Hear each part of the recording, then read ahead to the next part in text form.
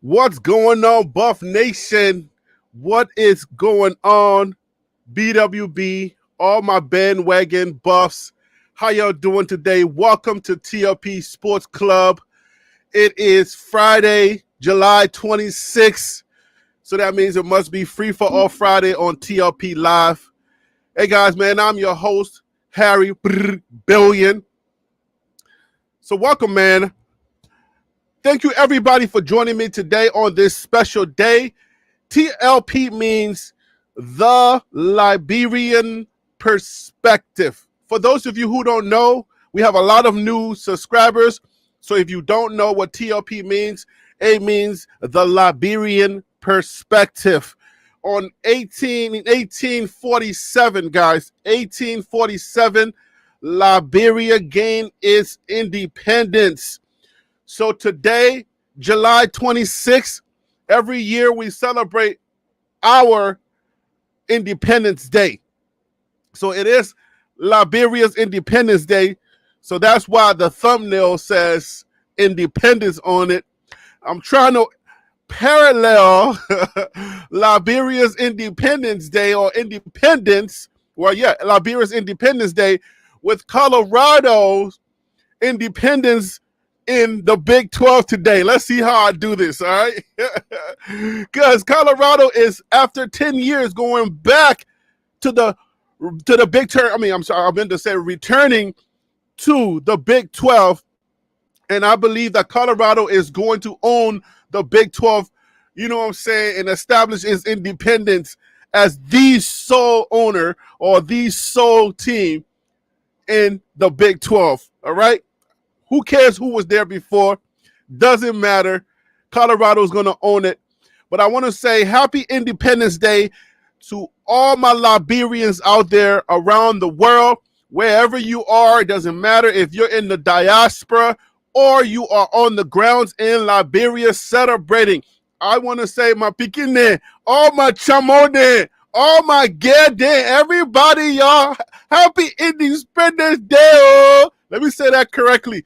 Happy Independence Day. Oh, my Liberian people, I salute to all of y'all. All right? And a little bit of a history, guys. Colorado University, or the University of Colorado, all right, actually had a former Liberian president attend the university. And it just happened to be Ellen Johnson Sirleaf, who was the very first woman, I don't want to say female, who was the very first woman president on the continent of Africa, and she was the president of Liberia. She attended Colorado. She attended CU. So it's only fitting that I'm able to celebrate the Liberia's Independence Day, and then Colorado actually has a former president attend the university. So I would say salute to President Ellen Johnson Sirleaf. Salute to you, going to see you. And we're going to talk about Colorado football today because the season is almost here, and talk about Colorado's independence in the Big 12. Hey, what do you know, man? I don't know if I'm reaching or whatever it is. I just wanted to celebrate Liberia's independence. Whatever it is what it is. We're going to talk about football today. All right? So anyways, to join the show today, guys, right there on your screen, let me use this hand right here. Right there on your screen, join tlplive@gmail.com.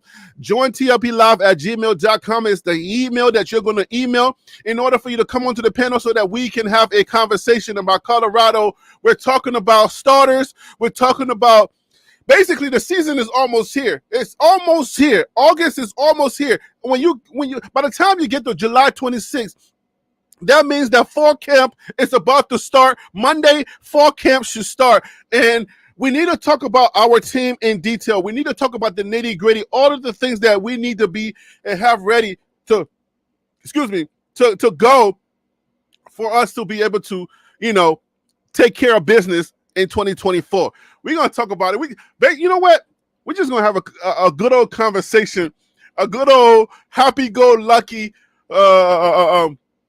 the fuzzy-wuzzy conversation today about Colorado football And it's free for all Friday, so anything can happen right now. So anything can happen today. Wherever the conversation leans, we're going to go in that direction. Maybe we want to get a little messy and talk about Jimmy Horn's snow bunny. I don't know. yo, we try our best to keep it football, but football is mimicking life, and life mimics football, so it is what it is, all right?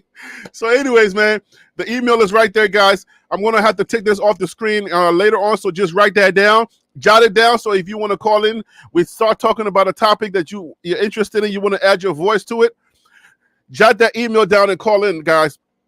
Join tlplive@gmail.com. The first thing I want to talk about is basically, let's talk about the what you know what? Let's do this.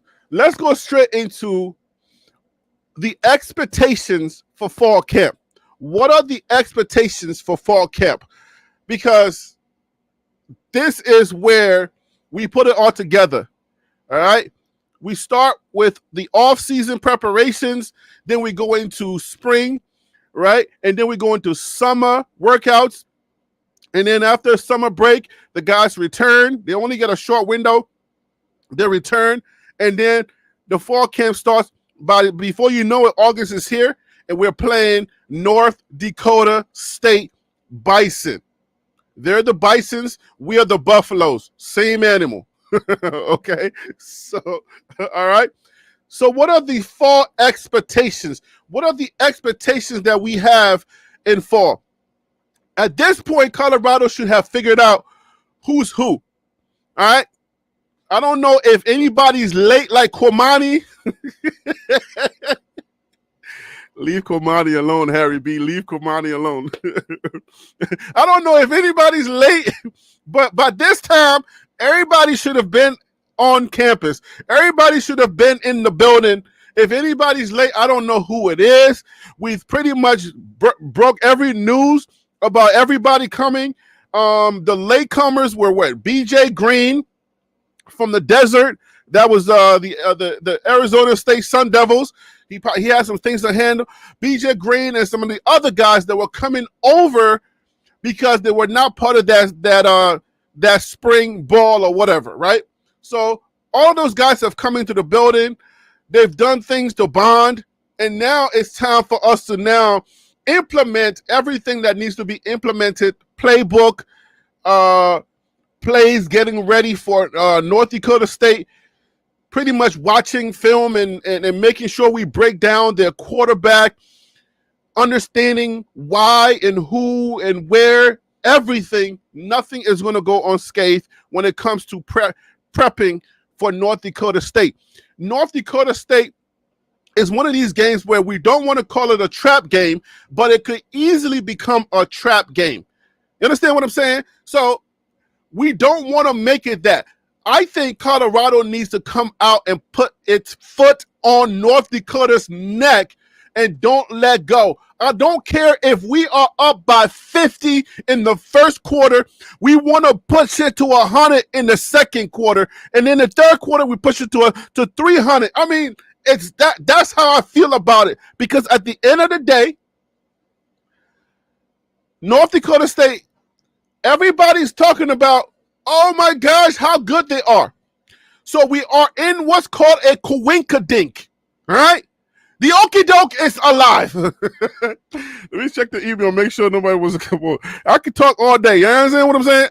I can go all day, but I want to make sure that if anybody wants to join this madness conversation, I'll be ready for it.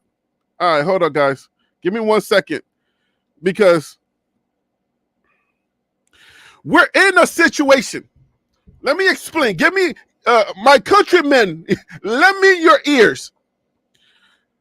You know what? Before I get too far in, let me go ahead and say hello to my folks. I don't want to be rude. People coming to your house, you should say hello to them. Tim Smith, Dallas is in the building. What up with you, my guy? Prime Effect 101. I need to see your first video unless I've been missing it. But Prime Effect 101, let's get it going. Stop playing with me, all right? We need more female voices in this. Stop playing with me. Okay, don't let me get gangster on you. It's been long enough. You're not just gonna get the name and sit on it. All right, let's get some of that prime effect going. And listen, if you already got videos up and I haven't supported you, I'm sorry. Okay, I'm kind of telling on myself here a little bit, just in case you have videos out. But if you ain't got no videos out, get it going. Stop playing with me, son. All right, who else is in the building? JR Boxing, what up with you? JR Boxing already telling me to chill. Come on, man. All right, DC Carson Music, what up with you? All right, guys, do me a favor and smash that like button. You feel me? Smash the like button. Let's get it going. Because the algorithm need to do that shimmy so it can send the video out, let everybody else know that we are live and we are, you know what I'm saying, direct, ready to go. Let's go. So, this is why I feel like Colorado is in a coinkydink when it comes to North Dakota State, the Bisons. This is the thing. Colorado is in a situation where no matter what we do, the goalpost is going to move. Understand that. The goalpost is always going to move. Somebody's always good until we beat them. It's always good until they're always good until they're not. Keep in mind, they have a good history, or they have a history of winning the FCS championship, the national championship in their conference and their division. All right, at the football championship subdivision. They have a history. Now, in recent history, North Dakota State has not been winning. It's actually been their sister, South Dakota State, that has been winning these last couple of years. It doesn't mean that North Dakota State isn't still the same, you know, doesn't still have championship pedigree, but they're not the same team that people remember. But you know, when it comes to Colorado, that don't matter, right? You do understand that. It doesn't matter, because when it comes to Colorado, we're gonna credit Nebraska, the smash mouth Nebraska. We're gonna credit them their history and give them their history. Even though Colorado smacked them in the mouth in the 90s, it don't matter. Everybody's good until they're not. So this is why the North Dakota State game is a coinkydink, and we need to make sure that we handle business emphatically. Like, we cannot leave no meat on the bone. When I say no meat on the bone, we can't just beat North Dakota State. We have to smack them in the mouth and let them know there's a new sheriff in town, and it's Colorado. Coach Prime, Colorado. All right? For those of you who are confused about, and I think I'm picking on DC right now, but if he comes to the show, then we'll talk about it. But for those of you, it's not Prime show, it's the Colorado show. Okay, listen, Prime, Colorado. It don't matter, bro.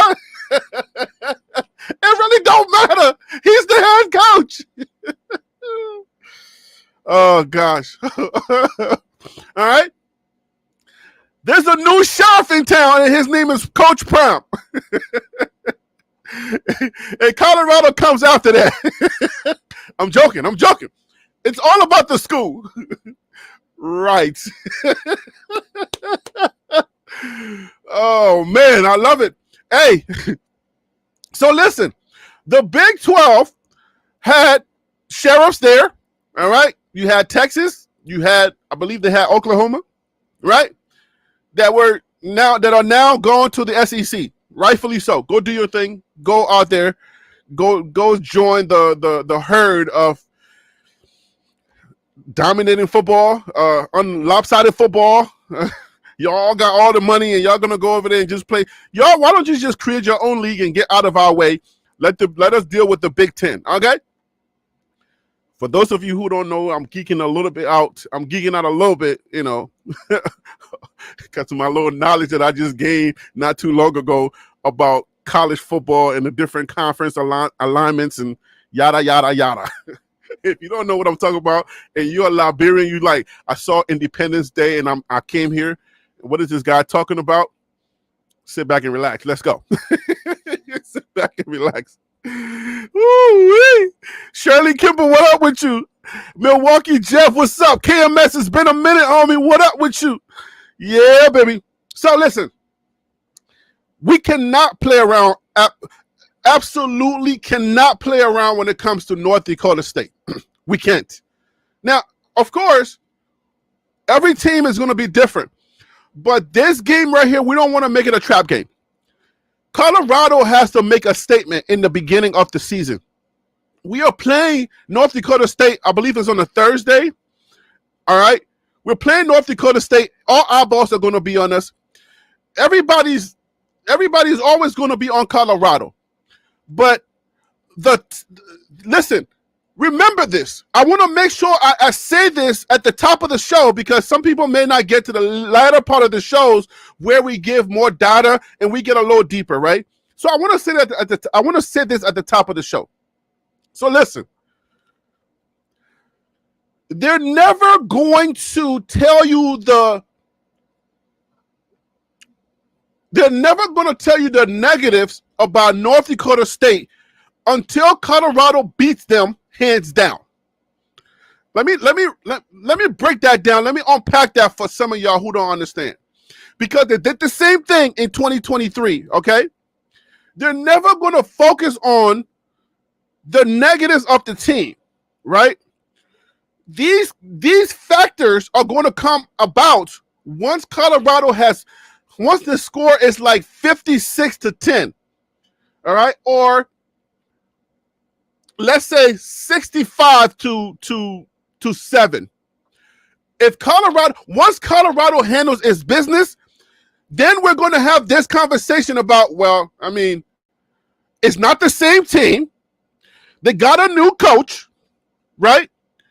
The people that used to have the championship pedigree are no longer there. It's been years. So we're not going to talk about that until Colorado hands down beats North Dakota State, and then it's not going to matter. Right now, the only thing that matters is detracting from Colorado. That's the only thing we're going to talk about. But just bookmark this video for yourself. The second that Colorado beats North Dakota State hands down, then we're going to start going back and talking about the things that we talk about here on this here channel on TLP Sports Club, which is listing the good and the bad and then having that conversation from that point on. They don't do that. That's not how the media works. Because what you want to do is count the good for North Dakota State and forget about what Colorado has, because that's the distraction. Everybody needs a negative on Colorado because that's what gets the clicks. If you say anything positive, people get bored. They don't care. So right now, the way that the media is doing it is going to list all of the good stuff and say Colorado is going to have a tough time, even though everybody's saying Colorado should win the game. I don't want to have this conversation alone, so let me invite some people on so we can have this conversation. Phil So Real, welcome to the show. How you doing today, brother? Thank you for calling in. I appreciate you. Happy Independence Day, my Liberian brother. Hope all is well. Yes, sir. Thank you, man. I appreciate you acknowledging the fact. Thank you so much, man. I appreciate that. Hold on. Let's bring DC on. Let's see what he got to say. I think he's a secret Republican. He's a secret Republican. He don't want to claim it. DC, welcome to the show, my Republican brother. How you doing today, brother? I don't know what DC you talking to, because I'm not the Republican DC. I'm the straight down the middle, left and right wing, baby. How y'all doing? I call you independent. Yes, I'm very independent, and you can hear me. I'm driving because I'm taking my daughter back to that school that she betrayed me with. Oh Lord, don't have no hate conversation in there, because she's gonna give you the side eye. You know what I'm saying? Yeah, we going to Auburn, so I gotta see war chicken instead of eagle. So it's all good.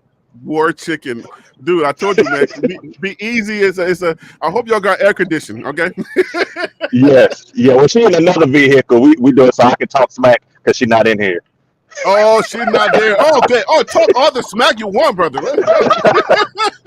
I thought she was riding shotgun next to you. So okay, we good, we No, good. no, no. She knows my feelings though. But let's get it. Uh, yeah, and she's like, yeah, daddy, I'm not riding with you. I need my car on campus. Anyway, so Hey, before you go, blessed is she got the man, your audio basically, is sounding we like had to pay a little bit for in, school. We don't. animatronics. How about Your how your how your about audio now? is Can you coming hear me in. better? Yeah, a little better. Yeah, go ahead. All right. Basically, to a point, the blessing is this girl gonna make money going to school. Man, that's Scholarships, all the kind of stuff. Did what she need to do. So yeah, she making money this year. oh, that's good. That's Definitely. good. It's coming in a low broken, but that's good. Hey guys, go ahead and write down the email. Join TLPlive at gmail.com is the email. I'm about to take this off the screen. Join TLPlive at gmail.com. Let's have this conversation. All right, so we are at DC. I'll start with you. We're in the Queen-Dink. Colorado faces North Dakota State in a couple of weeks. All right, in a couple of weeks, we're going to go against North Dakota State. Why does Colorado have to win this game with like the type of decision that nobody can question it? What is your thoughts on that? You gotta win it because you went 4-8 last year. That's it. That just because we went 4-8. Yeah, I mean you got. I mean the bottom line is you got to come out there and win. I mean that's it. I get all the other stuff that's going on, but Colorado has to win, and you have to win the games that you should win convincingly. Right now, the line is 8.5, being that they believe that Colorado can beat. They can beat North Dakota State. So that basically that line is saying, "Hey, where do you want to place your money?" We do think it's that Colorado will win by over a touchdown. So you just got to come out there and do it. You got to come out, and if you do better, great. Can I just keep it real with you? If you go out there and dominate them. Yeah, the goalpost is going to move. You're not going to get credit for this game. So you're telling me that you would be straight up good if Colorado just you think the narrative do you think the narrative would stay? I'm coming to you, Phil, in a second. You think the narrative would be the same if Colorado just wins this game? Yes. How so?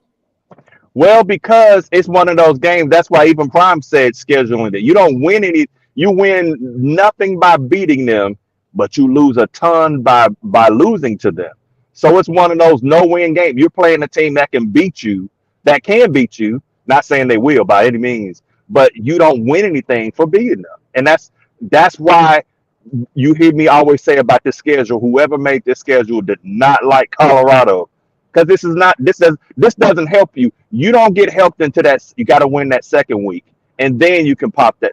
Then you can start setting the thing of this is a fantastic team. Okay, so let me get Phil's opinion. Phil, I appreciate the gift, the membership gift. I appreciate you, brother. What are your thoughts? You think the narrative stays the same? Colorado just wins this game, or do you align with what I'm thinking that Colorado has to emphatically win this game, or people still gonna have something to say? What are your So thoughts? I so real quick disclaimer. What I'm about to say are not the views and opinions of myself. This is me trying to speak for the media based off of the legacy knowledge that I have of the media. Okay. Okay. So coming up to the game, they're going to drum this up like this is supposed to be Holyfield, Tyson. This is supposed to be the Thriller Manila. These are um two teams that are equally skilled. Mm-hmm. Colorado's going to go out. Now this is my opinion. I personally believe Colorado's going to go out and win by double digits. They can be 10, they can be 50. That's my humble opinion. When Colorado wins, I think I don't think the goalposts will move, but I think people will have a certain level of revisionist history and try to act as though they were the ones saying that Colorado was going to win all along, or they're going to say, well, Colorado's supposed to beat North Dakota State if they're what everybody says they're to be. And then they're also going to say, if they beat if they beat North Dakota State, it was just North Dakota State. What are they going to do next week against Nebraska? So the goalpost is always going to move until Mm. Colorado beats somebody that the media or the masses feels is worthy of saying, hey, this is a legit team. Nebraska's going to be that first game, Then obviously once you get to a Kansas State or Utah, I think once you start winning some of those games, I think that's when Colorado will get the respect that they feel they deserve.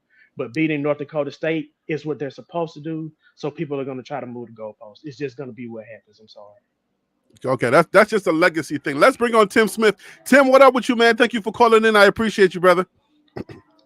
Yo, what up, Harry? What up, Phil? What up, All is DC? all is well. So let me hear your thoughts on this narrative change. Do you see the narrative changing? Because the way I feel like Colorado either has to hang 20 or 30 on them, or we ain't nothing. What are your thoughts? I agree with Phil on the double digits. I feel like it's gonna end up being like that Stanford game, but I feel like Colorado gonna keep their foot on the gas uh on North Dakota State. But I feel like Colorado has to win all aspects of the game. They got to win on the offensive line. Last year, Shador was sacked 50 plus times. That's all eyes are going to be on that. The defense not able to put a lot of pressure on the quarterbacks. I feel like all eyes are going to be on that in that first game. But I agree with Phil. You know, once you get down the line, beating some of these Kansas, K State is going to be the true testament for me. Once they play them, because they played them before they played Kansas Jayhawks, Mm-hmm. and I'm not really moved by North Dakota. I mean by Nebraska. Uh, I feel like they still gonna blow the doors off of them as well. But I'm just thinking that it's not gonna change how people view Colorado. If they hang 50 on, if they beat North Dakota State by 50, I feel like they're going to come back with something and say, well, that's not the North Dakota State from last year. They're going to have something to say Mm-hmm. without, they're not going to want to give them credit. So that's why I say they have to win all different phases of the game. Okay. All right. So let's pivot to expectations in spring. What needs to happen in what do we need to see, or what do you want to see, Phil, in this fall camp? What are your expectations for fall camp? So a couple of things. I'll try to make it quick. First thing I want to see is does Colorado have quality depth? I know we've talked about the additions they've had through the transfer portal, high school recruiting, but we want to make sure those guys that they have brought in can actually contribute, can actually do the right things. So that's what I'm looking at. I want to see somebody who can establish themselves as a leader. It seems like Benson is one of those guys coming out of the spring camp. So I want to see who else can step up as a leader. And then I just want to see, like, we always talk about dogs and things of that nature. I just want to see who's that lunch pail guy that's going to go out there and just do the work, Mm. aka like a Charlie Offerdahl, Trevor Woods. You kind of see the vibe I'm going with there. But just a Yeah. guy that's going to go out there, do the job, put the team first, and do whatever it takes to make sure Colorado can be successful. Those are kind of the three things that I'm looking at.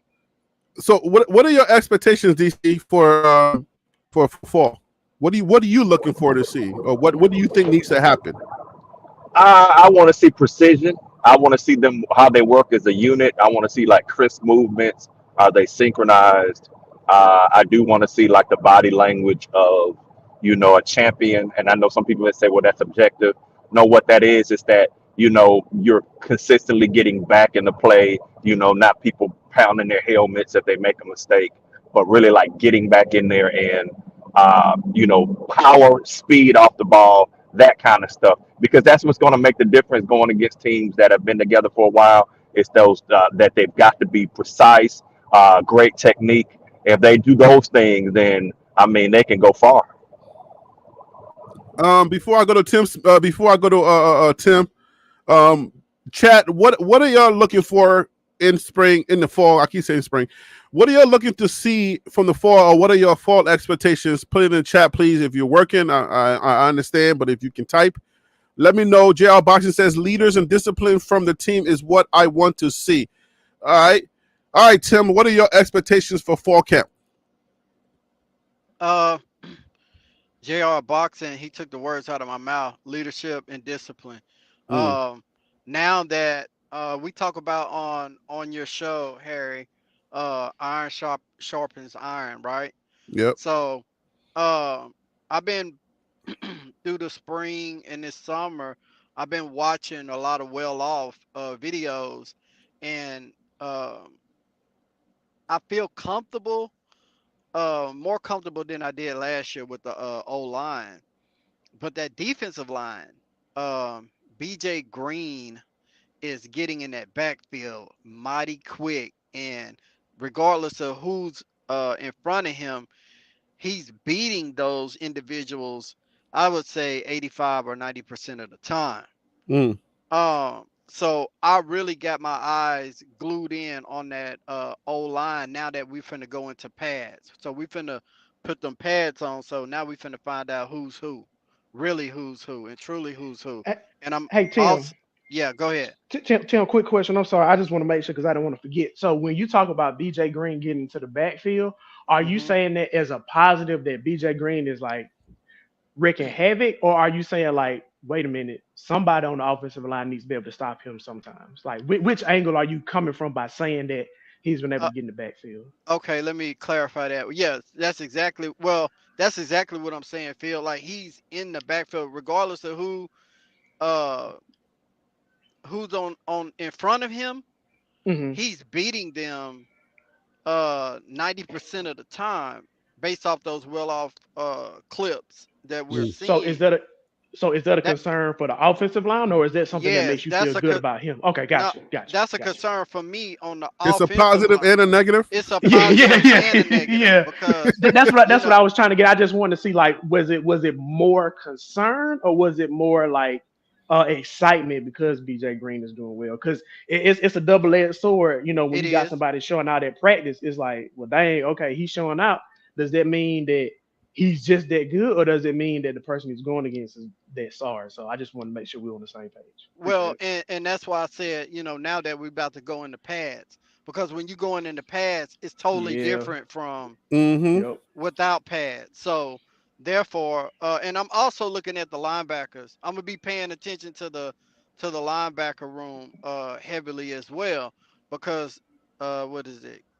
Game three, we're going against Colorado. Colorado killed us last year on those crossing routes. Yeah. So I'm looking for guys in the linebacker room that's going to be able to step up and fill those gaps, those holes when the lineman's getting blocked. So are y'all willing to step up, or are y'all going to drift back? Are you going to understand what you need to do? But I'm gonna shut up and let somebody else speak. So let's expound a little bit on the difference between Slick Rick and in pads, right? Because when you're just wearing t-shirts, you know what I'm saying, you're real slick. But the difference between the pads is they can grab onto the pads and you ain't going nowhere. They have something to grab onto, right? So the linemen, their job is to grab onto your pads or put their hands inside of your pads and push you back. And if you're moving, they can grab you and grab a certain part of the upper part of the pads, and you won't be able to move. You can't do that when you're in t-shirts or when you're not in pads. So it's important, but it doesn't mean that it still doesn't mean that it's not a negative that he's able to do that. So I take the positive and the negative, and we can go a little bit deeper into that. And I'd like to see what anybody else thinks about that. DC or Phil. Can you repeat that last part of the question again for me? I'm sorry. Well, I just wanted to highlight the fact that when you're in pads, the lineman can grab onto the certain parts of your pad, and it's not Yeah. that easy for you to move around, right? But Yeah, it yeah. still doesn't negate the negative where he's able to get in there even though he's not with pads on. Right, correct. And some of that could just be technique, some of that could just be skill, some of that could just be talent. It's a lot of different things as to why he could be getting around them. But yeah, to your point, pads is a lot of when you have on pads, it's a totally different vibe. You can use things to help you get leverage. You know what I'm saying? So it's a totally different vibe. But I think that for the most part, I think pass rushing will translate regardless of if you have pads on or not.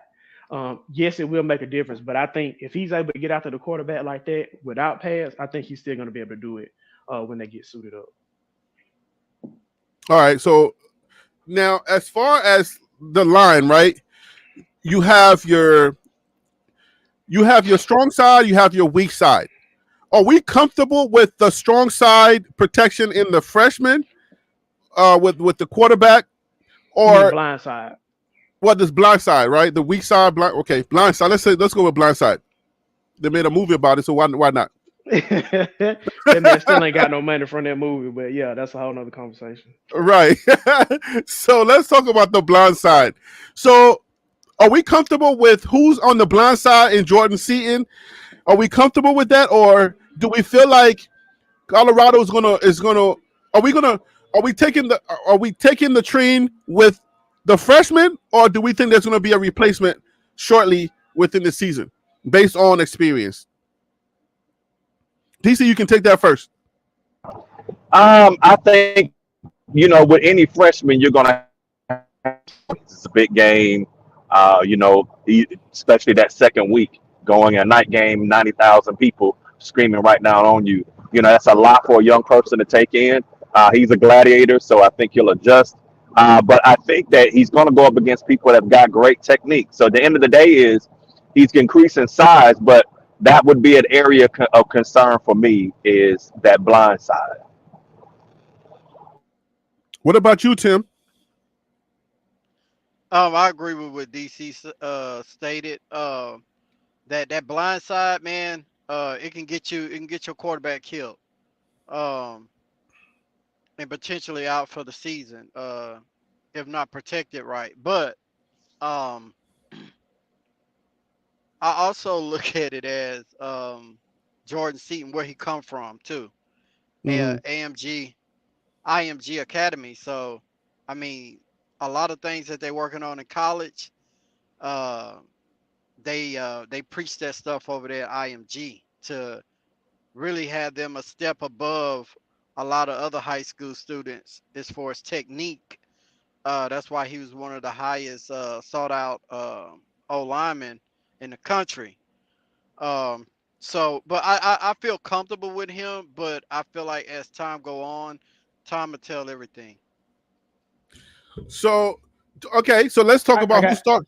Go I ahead. got to Go ahead. comment. I got to comment on that real quick. I just want to give like a real life scenario or example of a true freshman starting at left tackle. Just Mhm. last year, the number one tackle recruit out of high school was Caden Proctor. He started at Alabama. He was awful at the beginning of the season. Um, but they stuck with him, and by the end of the season, that left side of the offensive line turned into the strong side of the offensive line because normally when they would run the ball, they were running on the right side. And when they Mm. would pass the ball, they would try to get the quarterback to roll out away from Caden Proctor because he was getting beat so often. But towards the end of the season, when they needed to get those yards, especially in the Michigan game, and they were running the ball and getting yards, they were running on the left side of line of scrimmage where Caden Proctor was. So he was able to drastically increase over the year. I personally think that Jordan Seaton is ahead from a skill level standpoint than Caden Proctor was this time last year. But I just think there will be some growing pains. But I think it's just a matter of how Dion and the staff want to handle it. Are they going to let him stick through the growing pains, or are they going to say, "Hey, we don't have time to let you figure it out. We need to have somebody that's going to do the job now and be successful now." So that's what I'm looking forward to see. If he does start to struggle, how do they handle it? But personally, I think he'll struggle the first 2 or 3 games. I think that fourth and fifth game is when you're going to kind of start to see him hit his stride. Last 2 games of the season is when you're going to be like, all right, we got a bona fide All American on the left side of the line. Mm. Yard man, what's up with you, man? Hope all is well, yard man. Yard man. Hey, so are we all in? Is it a consensus that we say he's starting? Is Jordan Seaton starting? Yeah, I as of would right now, I start don't him. see why he wouldn't. So that means that the depth, the experience that they brought in What doesn't that speak about the experience that they brought in? I mean, yes and no. It can, I mean, but you got to think Jordan Seaton was a 5-star plus recruit, so that means he would start pretty. I'll put it like this: any school that was recruiting him, that was in his top five, he probably was going to start at this year. So I don't think it's necessarily an indictment on the players that came in. I think it's Mm-hmm. more of like a compliment to him. But I will say, who are going to be those guys that are behind him that are making him say, "Hey, I can't mess up in practice." That's my concern. Is if do you have guys that are gonna make him want to play and practice harder? Because if they don't, then that's not a good look. But if they do, then I think that's a good look for CU in their future. And it also come down to technique too, Harry. His technique versus some of the guys that have transferred in from the portal. Their technique may not be as good as his. So that would, you know, any coach would be like, hey, even though this guy got maybe a year or two in college ball, but this guy right here, he has the size, but his technique is a lot better. So I'm gonna go over technique. I'm gonna start technique over a person that been there for a year or two, maybe. So all right, so let me throw this question out, and you guys in the chat, you can chime in on this as well. What are you guys looking for to see from Coach Prime in his year number 2? Are we saying on the field or off the field? Like, can you be a little bit more specific? Because that's very, very Well, broad. for fall camp, we're kind of like staying on the line of fall camp, Okay. right? So for fall camp, is there something we need to see from Coach Prime, or are we going to say let's wait and see to the North Dakota State? I'll go ahead and go. I'll say I'll try to give you three things. The first thing is I'm interested in seeing how he handles reps at the backup quarterback position because Okay. Lord willing the creek don't rise, Shador's gonna stay up and stay healthy. But if you have a replay of last year and he's getting hit and he ends up getting injured, who's to say the team isn't gonna be better than they were last year and they may be in the running for a Big 12 championship appearance, and they need their backup quarterback to come in and play a game or two. So that's what I'm looking at. I want to see how he handles the media, see if he is still going to kind of like just say whatever he feels like, or is he going to be quote unquote more like a coach? And then lastly, I know this sounds cheesy, but I just want to see what them jerseys gonna look like this year. I want to see what new uniforms they're gonna have. Cause like I mean, I ain't really big on Say it like a flash and all that legacy kind of guy. stuff. I ain't really big on the flash and all that kind of stuff, but I do want to see what them jerseys gonna look like this year because I know they're gonna have some heat. How much can you really mix it up? Because they don't really have colors like that. Is you can I mean you got Oregon that got colors and stuff, but it's like how much can But you you go? but you really could because you could think about it like this. You got all black, all white, all gold, all gray, and then you can mix them up any kind of way you want to. Plus, you're gonna have 5 different type of helmets, so you can mix it up if you really wanted to. Mm. All right, so JL Boxing is saying I would like to see the coaching staff. Let me put it up. I would like to see the coaching staff ability to enhance the qualities of players and adjustments during in-game scenarios. What does that mean? Can somebody break that down for me? I don't understand it. Enhance the quality of players? Can you Some of the guys, maximize a player? Can you yeah, can maximize you a player? right Oh. without them having to maximize themselves or do it all on their own time. Mm. Uh, Looking to bring Yeah, out pretty some of that much is a scheme and some of that is motivation too. Some of that is scheme, exactly. just drawing up the right plays, and some of that is getting your hands dirty and like teaching them the proper technique and getting hands on with them. Okay. All right. So let me go to DC. I know he's driving, so we're trying to make sure he can focus on the road. But DC, what are your expectations? You've been hard on Coach Prime. I'm gonna say pause on that, but you've been kind of hard on Coach Prime. What are you expecting from Coach Prime? And also, Yardman, I wanna hear it because Yardman, you're teetering between hater and lover. So I also want to hear from you, Yardman. What are your expectations of Coach Prime in fall, and then obviously on the first game? DC, the question is to you first before Yardman is in the Yardman is in the chat. So DC is All right. that's the question. So one thing definitely what Phil said. I want to see what he's doing with the backup QB. If you're blowing people out, that's going to give their backup QB reps because the thing about even if you blow somebody out, if your backup QB is not good, you allow teams to come back on you.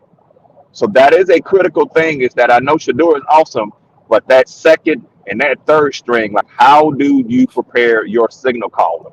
The second thing I want to see is how does he develop Livingston? Because Livingston, regardless of what folks say, yeah, he was in the NFL, but again, calling plays and making decisions under pressure is a totally different ball game than just being able to sit back and look at it. Because they only have a short amount of time, so I'd like to see how does Coach Prime develop Coach Livingston. Expound on what you mean by develop. Like, what is the relationship between developing a coach and and play calling?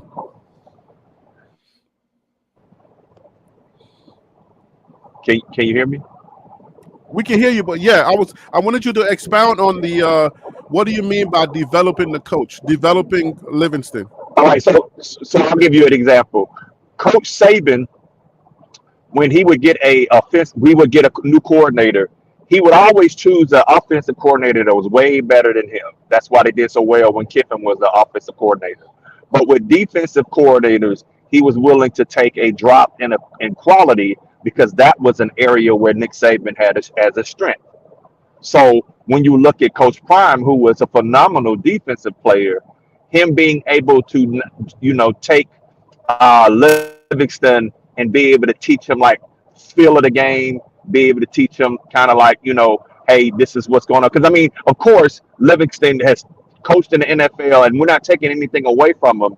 But there's also that thing called game feel, knowing what's going on. You saw Coach Prime say, "Hey, they finna do X, Y, and Z," and that's exactly what happened because Coach Prime was a student of the game. Livingston is a student of the game, but how does Coach Prime say, "I'm bringing you in, and I'm going to elevate your level and make you a fire defensive coordinator," and because that has to be developed, Mm, okay. and you have to know your coaches. You have to know your coach's defensive philosophy. So those two have to be in the hip because I know people talk about the line and all that kind of stuff. But if we are real about it, it wasn't the offense that lost them games last year. It was the defense. Yeah, I mean, well, yeah, the offense couldn't get the ball back, but I mean, at a certain point, you gotta. I would That say can half and half. I would agree with you halfway because the defense did try their best to give the offense the ball back, but then once they got the ball back, they went three and out. So it's not totally the defense's fault. You feel me? It was like there were times where you was like, all right, what are y'all gonna do? The defense just worked so hard to give y'all the ball back, and y'all went three and out.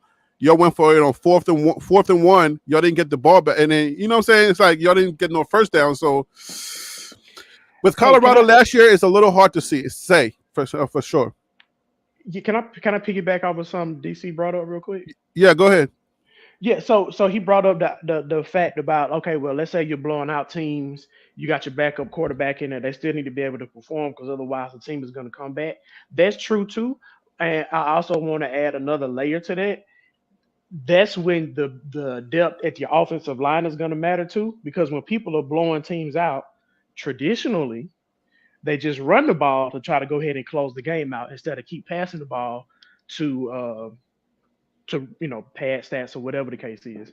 So I want to see, can that offensive line starters and backups, can they get those rushing yards when the other team knows, hey, Colorado's about to run the ball. Colorado says, hey, Nebraska knows we're about to run the ball, but we still gonna get these 5 yards because we can do that. That's what I'm looking forward to seeing as well. Are they gonna have that kind of mentality to say, we need 3 yards, we gonna get six. We need 5 yards, we gonna get seven, so on and so Mm. forth. And also, let me throw this in there real quick, Harry. And to throw that in there, and then let me know your expectations for Prime. Okay. I'm also looking at how he managed that heavy, deep wide receiver room. How often do he Great point. Great point. rotate those guys in and give them enough time to shine or make a name for themselves? Because I feel like that's what's going to keep those guys there. come next season. How he managed the all those great players that he brought in through the portal. For next year. All right. So was that what you wanted to add, or that's your expectation? No, that's what I wanted to add. And my expectations for next season, right? I mean for this season, right? Yeah, the expectations. What are you expecting, or what do you want to see from Prime this time around? Um, I want to see how he managed the game.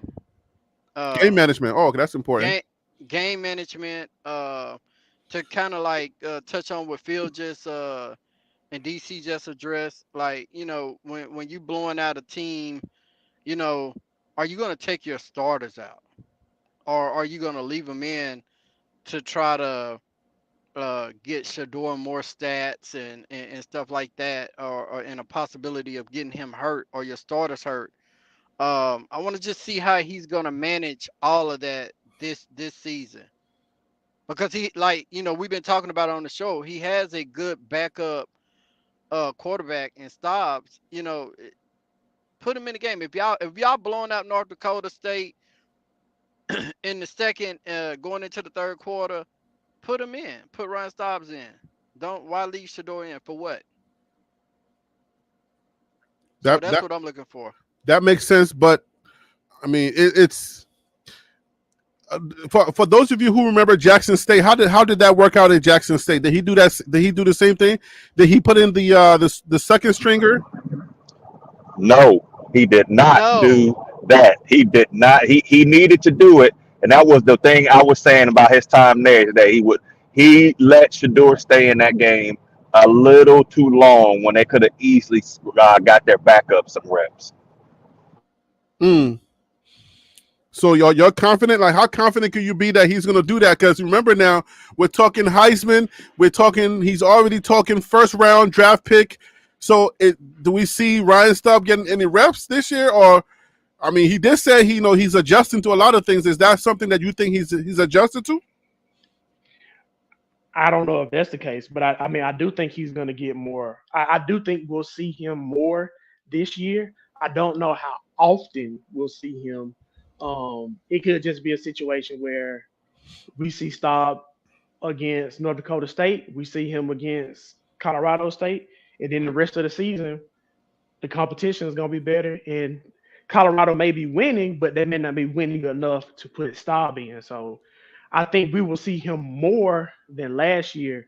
I just don't think we'll see him as I don't think we'll see him frequently. I think we'll see him maybe 2 or 3 games this year tops. All right. So we talk about the offensive line not being, we don't know what to expect from the offensive line, not just yet. All right. I guess what game do y'all feel like, you know, what game do y'all feel like is important? Is the most important for the offensive line for you to know that okay, I think we're going to be good, and we can start with you, Phil. I would go with Nebraska. I would say that is going to be the first big test. I'll put it that way. Their defense was a top 20 defense last year. They're returning a lot of guys.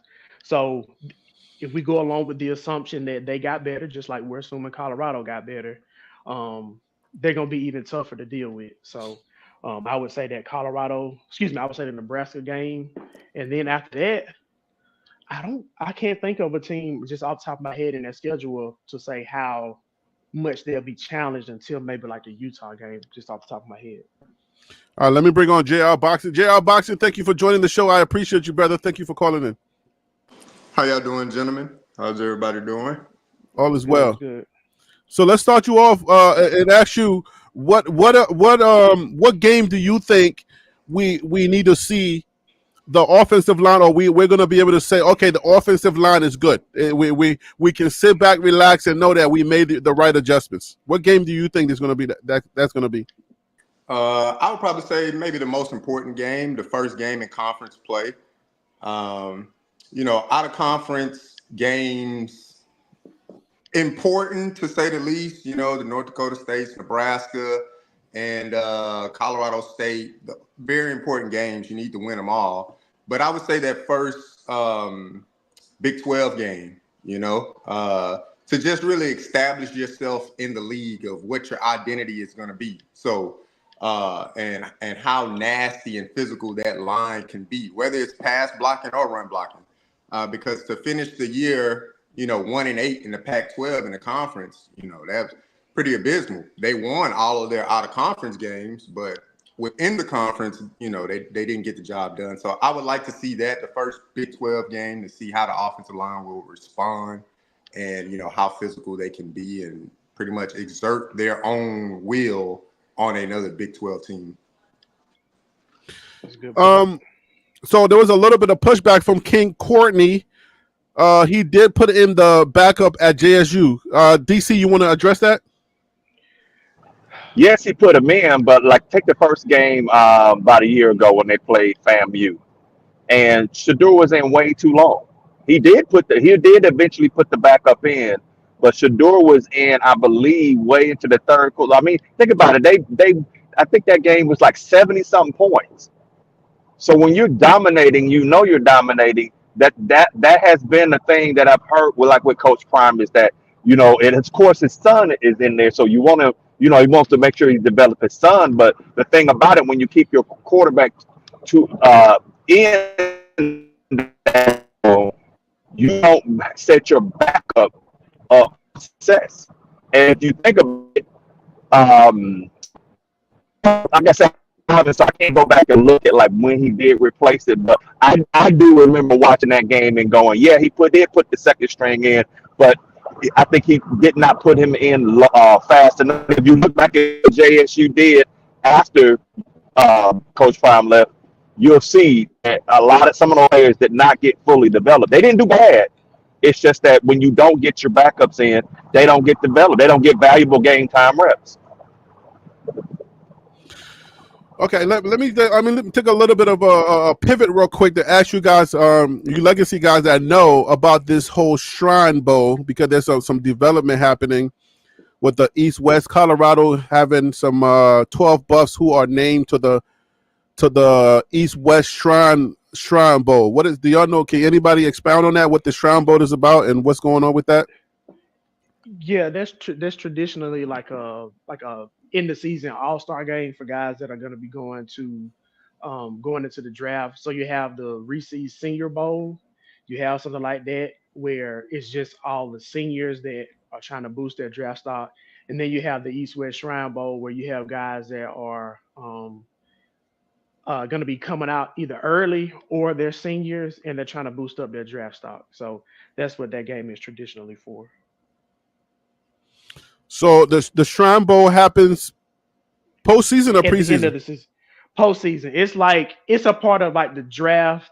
Um, I'm drawing a blank on the word I'm trying to use. Draft evaluation process. So like after the season is over with, they have those games, and then I think maybe like 2 weeks later you'll have a combine, and like 2 weeks later you'll have a draft. So it's after the season. All right, so just letting people know that Colorado, I'm sure there's going to be some type of video made by someone. So let me just go ahead and get this on tape real quick, so that way we can, you know, I guess would y'all say that this is a good thing that Colorado? Because I don't know for sure. I'm just letting you know. I don't know. I'm just telling you the truth. Yes, I don't yes. really This know will help about the. Colorado. This will help Colorado get more eyes on their players, and this could potentially help Colorado say, "Hey, last year we had I don't know 5 undrafted free agents. This year we had 2 top 10 picks in the first round. We had 3 second round draft picks and 3 third round draft picks." And 5 undrafted guys. So like this is big for them to say, "Hey, we can get you to the NFL." So this is a good thing for Colorado.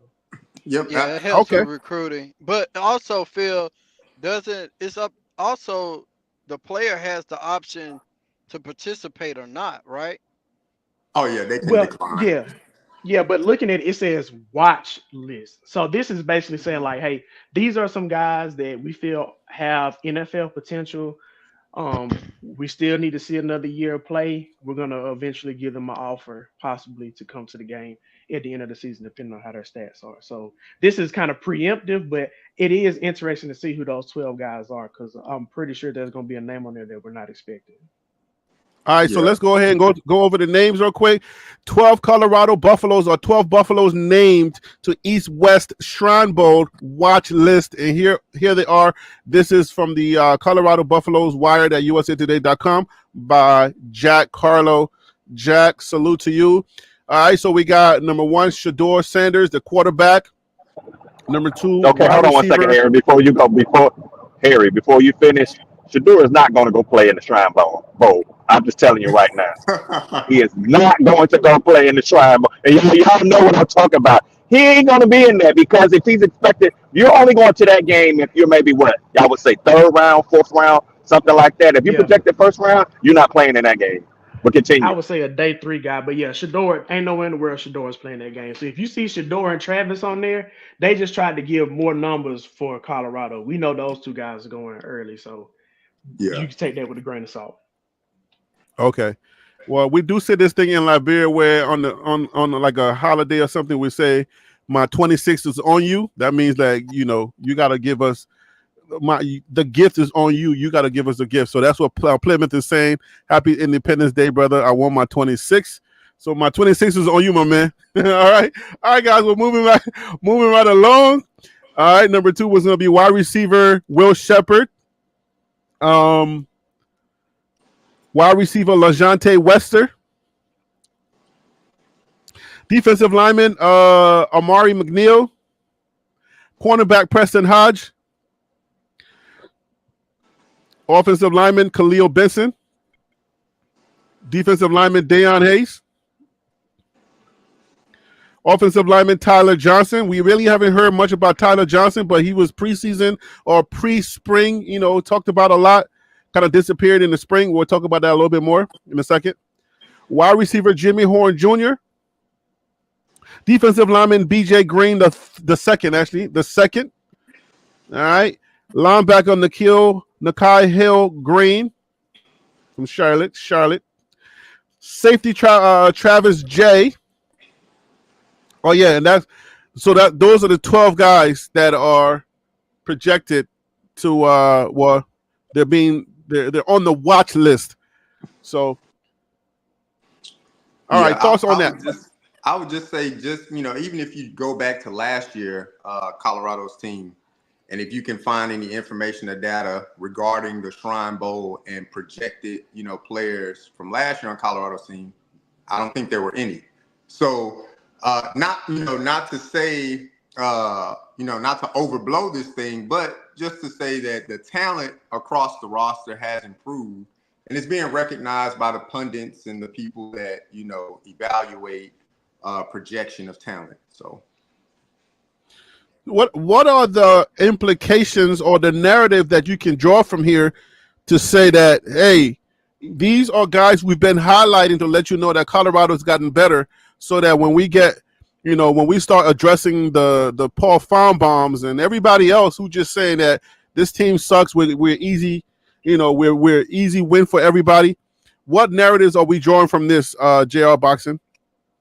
I mean, I wouldn't call it a big victory or anything like that to have players listed to the Shrine Bowl, but it does speak to the overall development of the program to say, hey, that we have gotten better players in our program. Just because you get better players in the program doesn't necessarily equate to wins, but from the pundits, from the evaluators, the people that get paid lots of money to go and evaluate NFL talent, to have 12 players mentioned, that just means that to me that your program it's trending in the right direction. It's going up and it's not going back. If that makes sense. All right, Tim, what are your thoughts on the narrative that you believe this creates for the argument that we're making preseason, letting everybody know that Colorado got much better? I mean, it just speaks to Coach Prime's ability to bring in top tier talent.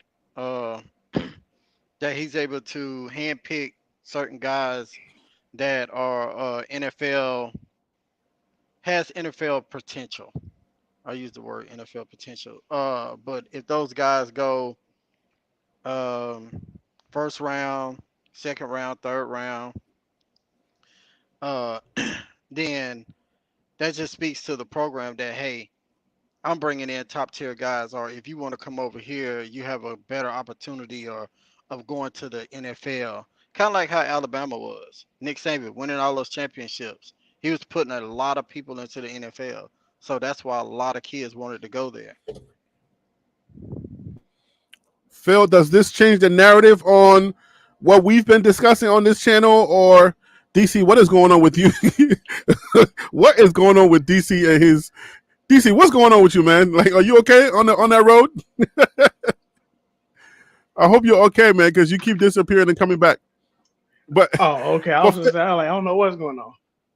yeah, but Phil, what does this move the needle at all on the conversation at No, all? Okay, no. so explain. So when it comes to the pundits and the disbelievers, they're just gonna say, all right, yeah, that's cute, but all those guys are transfers. None of those guys are homegrown. So how can Dion say that he can develop guys and give them to the NFL? And then they're gonna say, oh, well, that's cute. You got 12 guys on the watch list for the Shrine game. Why don't you have guys that are already bona fide, first round, second round guys on the team? So to the conversation before about North Dakota State, if they blow them out with a goalpost move, that's kind of how I feel like there's always going to be something they can use to say like this isn't a good thing for Colorado. But personally, I think it is a good thing. It's another feather to put in your cap for Colorado. So if you're a Colorado supporter, if you're a fan, you're on the team, you're happy about it. But if you're a detractor, you're a pundit, whatever the case is, there's always going to be something else that Colorado could have done better. Now I know we did have this conversation before, and maybe I don't know if we're gonna do it right before the season starts. We're gonna recap on that conversation about guys that we feel that Colorado is gonna get into the NFL. Like this draft, the draft that's coming up is the 2025 draft is gonna be. I think it's gonna be heavy Colorado because the conversation is always gonna be because now you got Travis Hunter and you got Shador, right? So the conversation is going to be around them for so much. It's going to be about them so much. It's going to be like the LeVar Ball and his sons situation. So they're going to dominate that conversation unless 2024 somebody from the SEC or somebody else shines like Caleb Williams outshines Shador. Other than that, the conversation is going to be about those two. And then Colorado is going to sneak in at least 8 to 10 more players, like X-Men is saying. So, would we say that in that instance, would Colorado dominate this draft class? Would that be safe to say? Anybody can chime in on that. I I don't want wouldn't to pick say you. they Yeah, are I'm. dominated. That's just my personal opinion. You got Shador and you got Travis that I would see go in the first round. I don't see anybody. Will Shepard is just going to depend on who's looking for what. But as far as Travis and Shador, I feel like they'll go the first round. But you can't leave out other schools, Harry. You got Texas, you got Alabama, you No, no, got no. Let me Georgia. let me qualify. Let me quantify and qualify my statement. I'm saying the Okay. conversation. I ain't talking about Florida State getting 20,000 people in. Like, I'm just saying when the conversation is about you, right? And then you get Hmm. two top guys who they're going to be talking about like almost around the clock, especially when they get closer to that draft time, right? And then Colorado happens to get 8 more guys in. Let's say solid 5 more guys in with Shador and Travis and possibly Shiloh, especially depending on what type of season. If the conversation is around them and then Colorado happens to put 8 or let's just say 5 to 8 more guys and then we see that list, wouldn't that mean like Colorado dominated the conversation? I mean, that's Yeah, all I I'm would saying. I'm agree. Yeah, I would agree with you on that, Dan. Yeah, me, the word, dominate, tit for tat. I would not use the word dominate, but I would say that that is very, very beneficial for Coach Prime. To go Mhm. from the first year to not having any drafted players until having a potential double digit.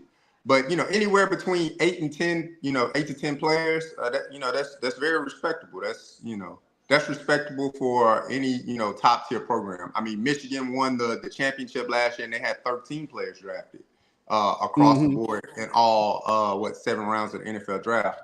So if you get to 10, that's great. But anywhere between that 8 to 10 range, it definitely depends on the type of season some of these young men have. But on the fringe, for sure, if you get 2 first-round players in there, you can definitely, toot your own horn and tip your own cap on that, because those are homegrown players, both Shador and Travis Hunter. Homegrown. They started with Coach Prime. They finished with Coach Prime. So there's that slams the door on the development of players and such things like that. So Can I But can okay, I just yeah, point out something real yeah. quick? Go ahead, Phil. To have double digit guys in the draft is pretty freaking impressive. Like it is. I'll put it to you like this: over the past 10 years, Alabama has averaged 9.2 players getting drafted, and they've averaged 3.1 guys going into the first round over the last 10 years. So to get double digit guys, even if it's just 1 year into the NFL, that's saying a lot. I don't think just because they have 12 guys on the watch list that's going to get you those guys into the NFL. But Mhm. I am confident that Shador, Travis will get drafted. I think both of your receivers, Wester and Shepard, will get drafted. I think BJ Green will get drafted. And then as far as like other guys in the Chittle's secondary, a lock. I think Chittle is a lock. is he a senior this year, or does he still have Yeah, he's eligibility? gone. Because That's if he it. still has He's out. What He's a about Jimmy okay, U-Haul. what Horn? Jimmy Horn's not coming out yet. yeah, I was gonna say I don't think Jimmy Horn will come out this year. I don't think he's gonna have the stats for it because I think Wester and Shepard are gonna take away some of his receptions and yards. If like for example, if Shepard or Wester weren't on the team, if one of those guys weren't on the team, then yes. But I think because now you have those two guys on the team, they're going to take catches and yards away from Jimmy Horn. So I don't think he's going to have a good enough season to come out this year, personally. So I say at least five. We can literally count five. If we say the top three, right? We would say the top three are going. Shiloh, Yeah, for sure. Shador, Travis. We said those top three are definitely going. No, I will But not say Shiloh. I didn't think Shiloh was in that group. No, Shiloh, I will not. I will you don't not you say don't think Shiloh. Shiloh's definitely getting drafted? Like definitely getting drafted? No, sir, I've You not think heard him. Deion Sanders' son, Shiloh, the safety, the hard hitting safety, you don't think Deion will work some kind of magic to get his son drafted? Okay, you know what? So if your statement is that he will get drafted, I still am not 100% sure on that. Will he be on the NFL teams come this time next year? Sure. But I'm still not 100% sold on him being drafted because when we hear people talk about Colorado and getting guys drafted, I rarely hear Shiloh's name. When I hear people talk about guys in the secondary getting drafted, I rarely hear people talk about his name. When Dion talks about his sons getting drafted and going to the league, he always has to say, "Oh, and by the way, you can't forget about Shiloh." So like, no, Oh no, let me I don't feel I let's comfortable. have some pushback on that. no, yeah. Let's push back a little bit on that. I think when Coach Prime is doing that, I think what he's saying is the people that are talked about the most, where there's no question in his mind the first or second picks in the draft. I don't think he's I talking give you about that. Shiloh not getting drafted. I think he's talking about unquestionable doubt in anybody's mind that these guys should be one or two.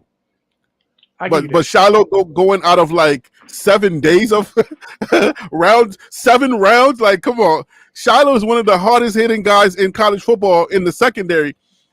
Drafted, I think. I don't think invitation. I'm thinking drafted. What do y'all think? I mean, I could be biased. I mean, I just don't see it, but I understand your point. And you are making a valid point that Dion could work some things out, and at the very least get him drafted. Yeah, I mean, I say this is third Shiloh. round. Yeah, I'm thinking third round too. If not second round, I'm thinking at least third round he's in.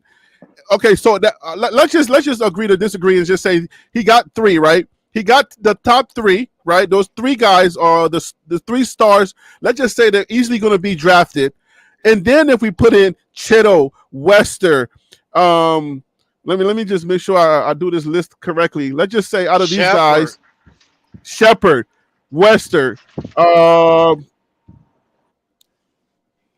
yeah, I mean, I would say we got at least five more guys.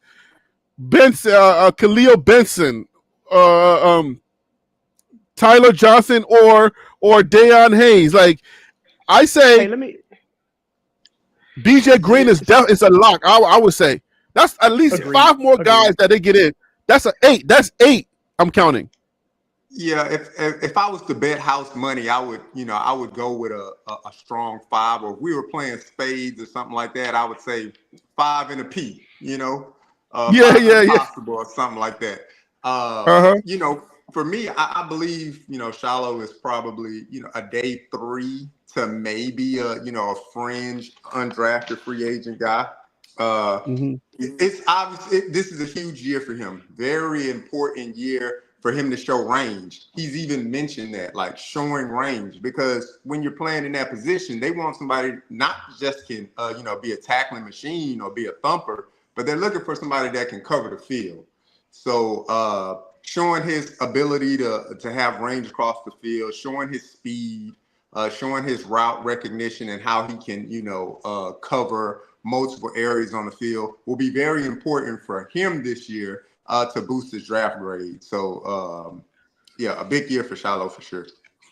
And then we're not J.R. even thinking Boxer, you about might Mark know what you Bassett. talking about, man. from Mark, time from listen, time to we time, man. From time to yo, time. we're not even talking about Mark Vassett or Mark Vassett. Like that Australian dude can kick like nobody's business, right? Like so we didn't even consider him. So just think about that. You feel me? Yeah, I I'm can Hey, I'm see. Harris, thinking, I can yeah. see this. you're talking about like the narrative and like how the media and the pundits will respond to certain things with Colorado. Let me pose this Mm-hmm. question to you and the rest of the guys on the panel and anybody in the chat. Which which would be better for Colorado, or which scenario would you rather have happen, or do you think would be the weirdest to happen? Is it better for Colorado to have guys not get drafted but go into the NFL and have success? Or is it better to just say that hey, we got guys drafted, but they don't necessarily live up to their full potential? Because on one hand, you got hey, come to again, the pundits will say you can go to Colorado and get all the hype and get drafted, but you're gonna fizzle out. Or you can have a situation where it's like guys that get drafted, but look how good they are. They must be doing something right at Colorado. So which one do you think would cause the most uproar? The Oh, latter the latter takes too long, right?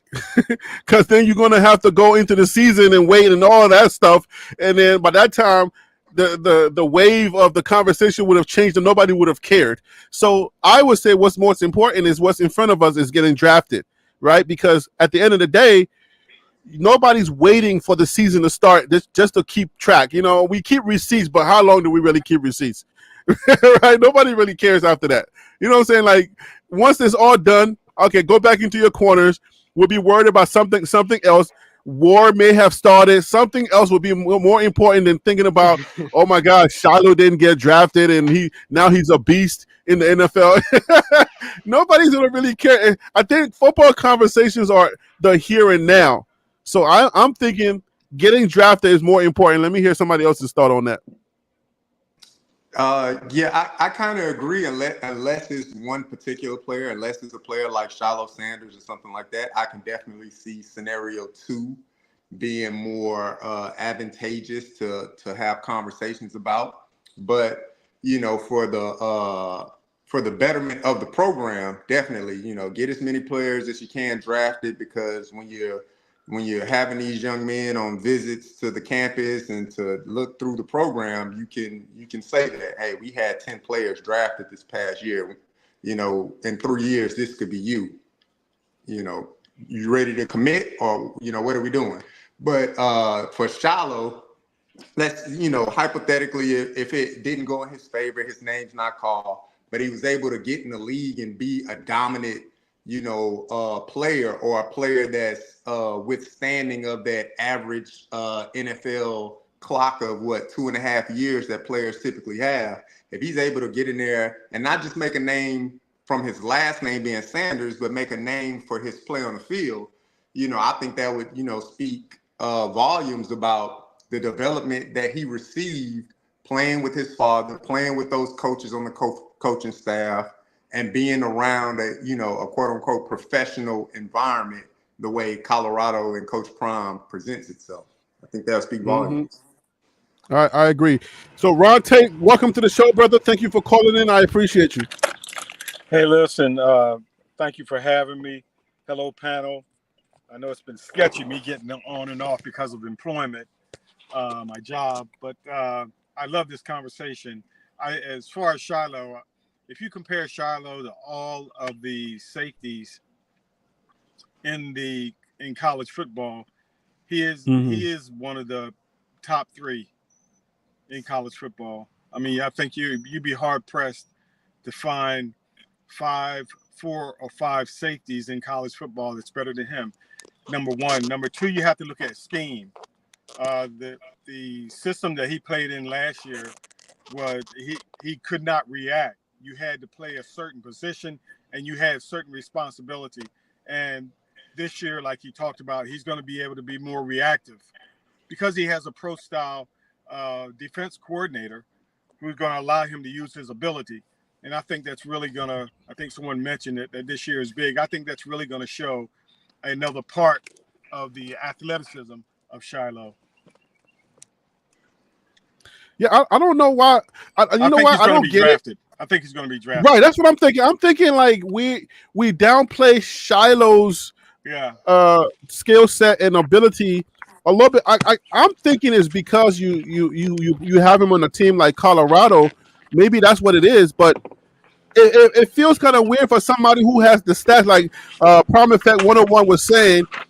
The guy was like all conference. He was on the all conference team, right? Like maybe number 2 or one or 2 in the conference, and he led the team in tackles and whatnot. So if he's on another team and he puts those stats up, why is it hard for us to have that conversation? I mean, that's a valid point. We talk about the Deion tags often, and then also you got to look at it. He's probably getting compared against Travis, seeing how exciting Travis can be at times on defense.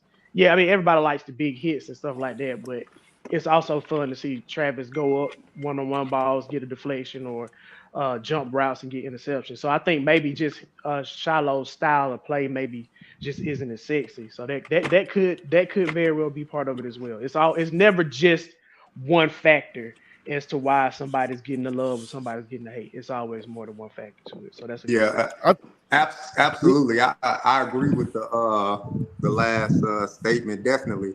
I feel though that let's say if you use Shiloh stats last year and instead of the 4 forced fumbles and you convert those to 4 interceptions, then it's no question, right?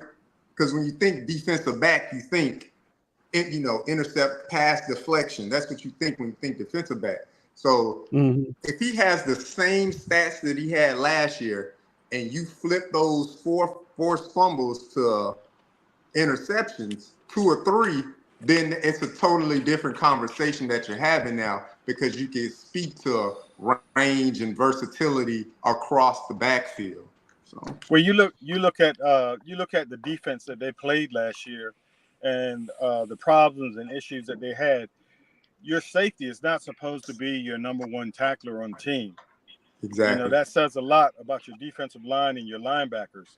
So again, I think his responsibility, instead of at the snap of the ball taking 4 or 5 steps back so that your peripheral can see the entire field, he is squatting and taking a step depending on down and distance, but ready to fill a hole.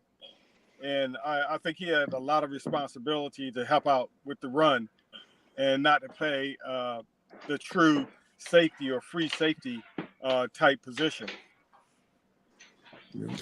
Does Shiloh? Stacy says Shiloh's slow. Does Shiloh have to be the fastest guy on the team, or his speed is good enough? I mean, he caught a pick six and took it like 60 yards, did he not, in that CSU game? Yeah. Does he have to Yeah. be the He did. fastest guy on the team, or is his speed good enough for safety? Man, think about Ed Reed. He doesn't have to be the fastest. He Yeah, doesn't he have He to doesn't be does have to be the not. fastest. Think about Ed Reed. Ed Reed wasn't the fastest, but his Yeah. his intellect and his reaction Exactly. Those was instincts. phenomenal. Yep. Those The instincts. instincts, Now, yes. I do want to point out something with Shiloh though. Talking about that 60-yard, 70-yard interception he had to take to the house. You realize he wanted to try to showboat, but he wasn't far enough from the Colorado State play that he couldn't do it. So he does need to work on that speed. If he want to Dion high step into the end zone, you got to get away from the defender in order to do that. So there is Yeah, Exactly. some Yep. issues when it comes to speed, respectfully.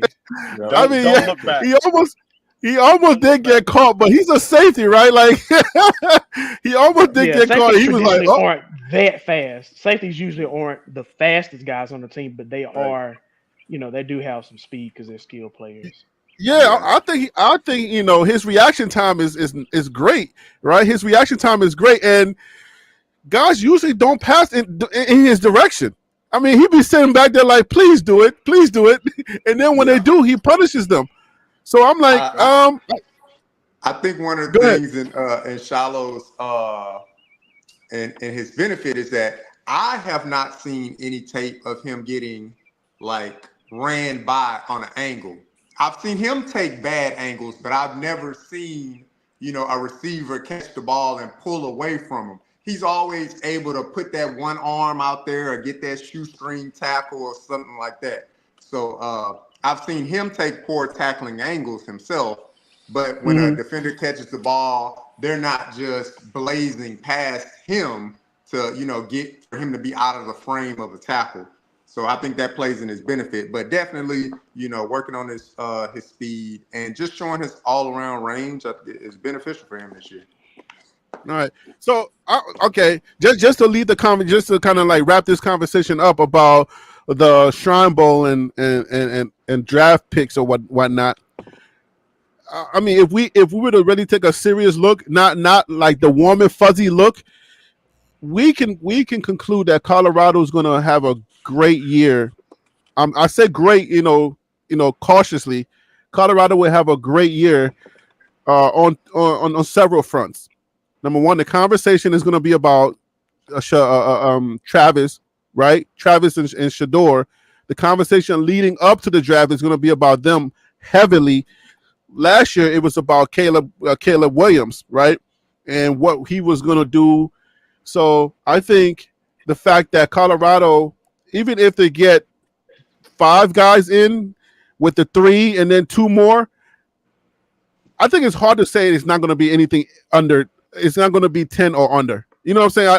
I'm looking at least 8 because I see a solid 8 because I got the top 3 guys. I think they're going, but the way I look at it, I think Colorado's going to have a great year. Does anybody agree or disagree with me? No, We're talking about recruiting wise. I mean, NFL draft wise. Oh, I think they're going to have a phenomenal draft. Yeah. How do you define good? I said great, not good. Well, I'm sorry, great. How do you define great? The number of because I can Great, agree the with you, but I don't know what I'm conversation agreeing to. when they're talking about you, when the conversation is about you, that's great. Because number one, keep in mind that Colorado, the EA Sports came out, right? I just dropped a video not too long ago, right before the live, and giving you the different stats. But Colorado has been dominating the whole EA Sports conversation, right?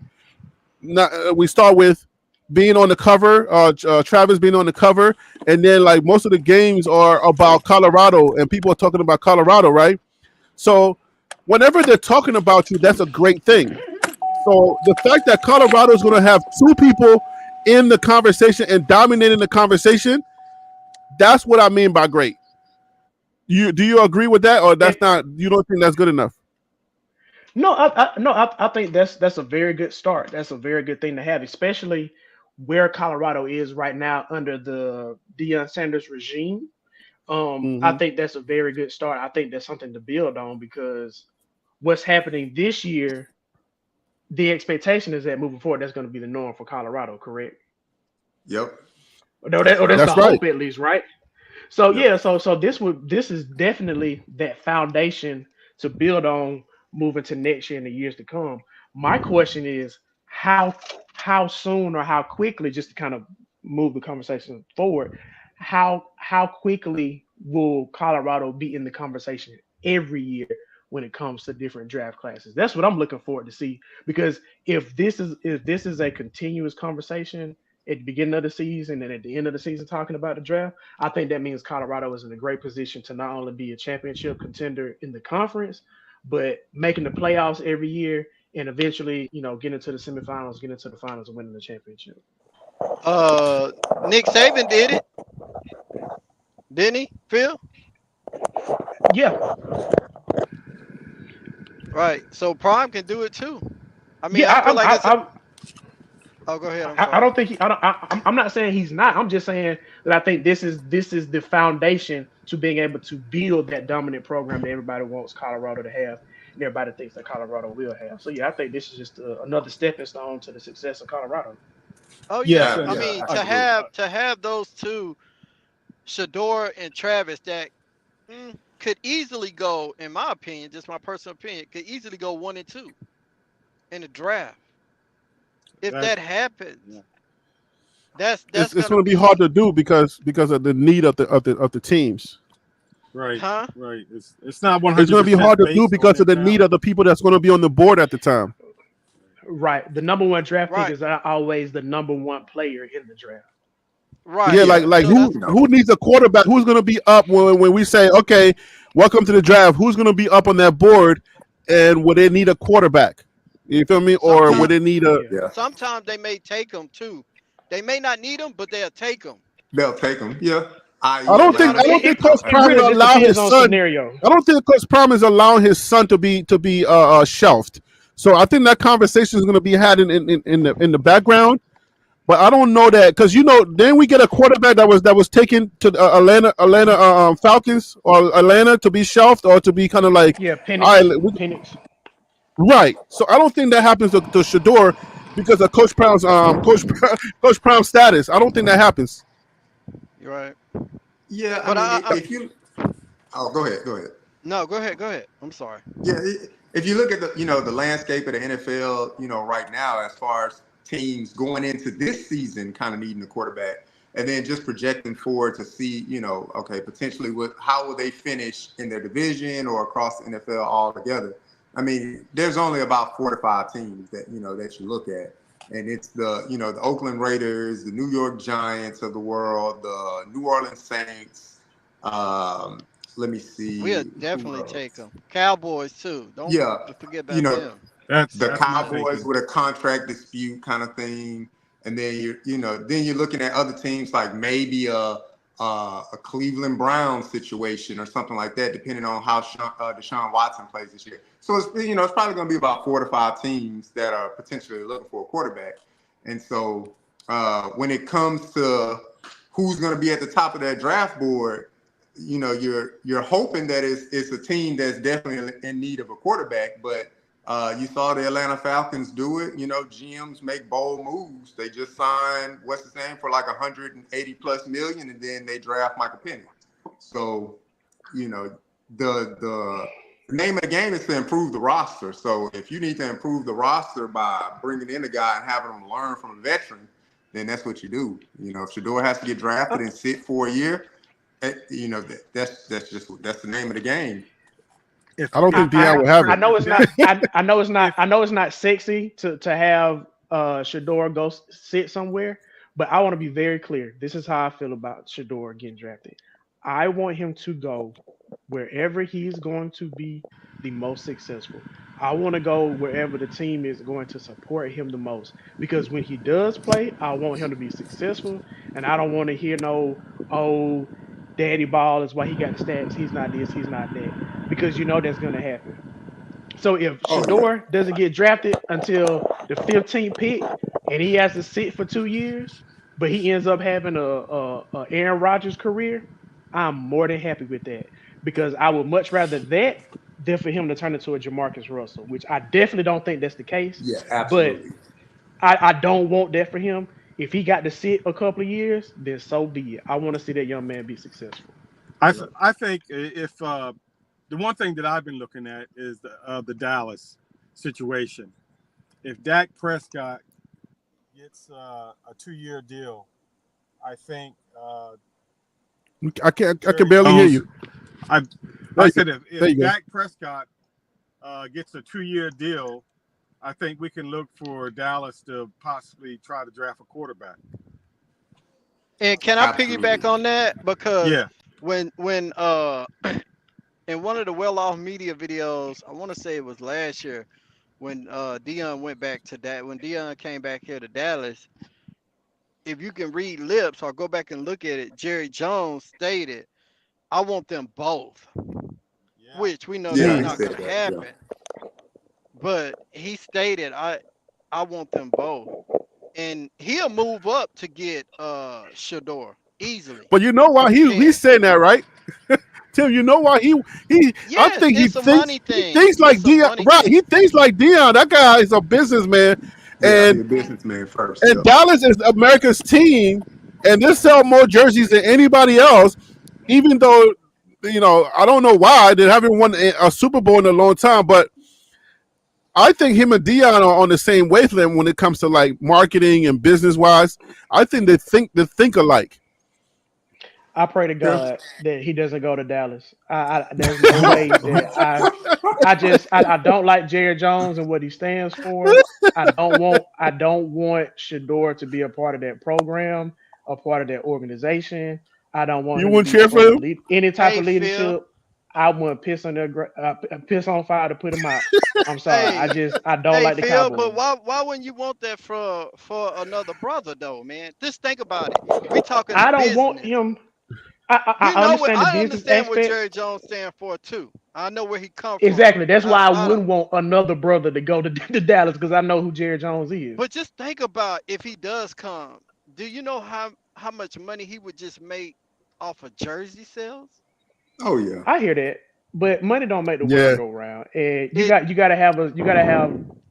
At the end of the day, everybody want to get drafted. He's not gonna sit out regardless of whatever team it is. But I just personally don't want to see him go to the Cowboys because I'm not gonna root for him if he goes to the Cowboys. I'm not gonna root for the Cowboys if he's on the team. So me he can go either. anywhere else. He can go anywhere else.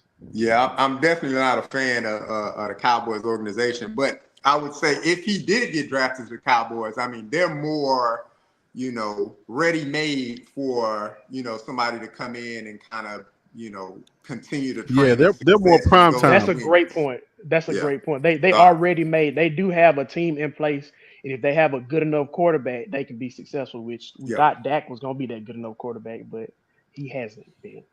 I Yeah. mean, They- I believe Dak's a good quarterback, but that's not the conversation. But Good enough. Good enough is the yeah, issue. He's good I, enough. good, but is he good enough? Yeah, yeah, I think the stature and the marketability of Shador and the prime brand, I think that fits best with, what I'm saying? I don't know that fits in Vegas. I don't know that, but I think that fits best in Dallas because Dallas is just like the number one. Dallas is everybody's team. I don't know. You hate them so much, but then they got a big fan base. But everybody just, I mean, marketing wise, they're the best team in the NFL. yeah. I mean, absolutely. So there's That's no other team. that story sells itself. I mean, Shador is from Dallas. He's from that Dallas area. That story would sell itself. Right. Hometown kid Exactly. comes back, and takes them to the Super Bowl or whatever the case may be. But that story would sell itself. Easy sell. Yeah, that But would be an easy thing to do. So, Ron Tate, what are your expectations of Prime? Let's move the conversation a little bit down the line. We're almost done here. What are your expectations for Prime for the fall camp? Expectation. The What fall are you camp looking to leading see into the from? Go ahead. no from no. Finish your question totally. I'm sorry. No, I wanna know what you're looking to see from Prime. This is his second year. People have their expectations. Fall camp is on Monday. You know, everybody comes back. We're getting ready for the season. What are you looking to see from Prime? I'm thinking actually the coaching staff, and we've upgraded the players.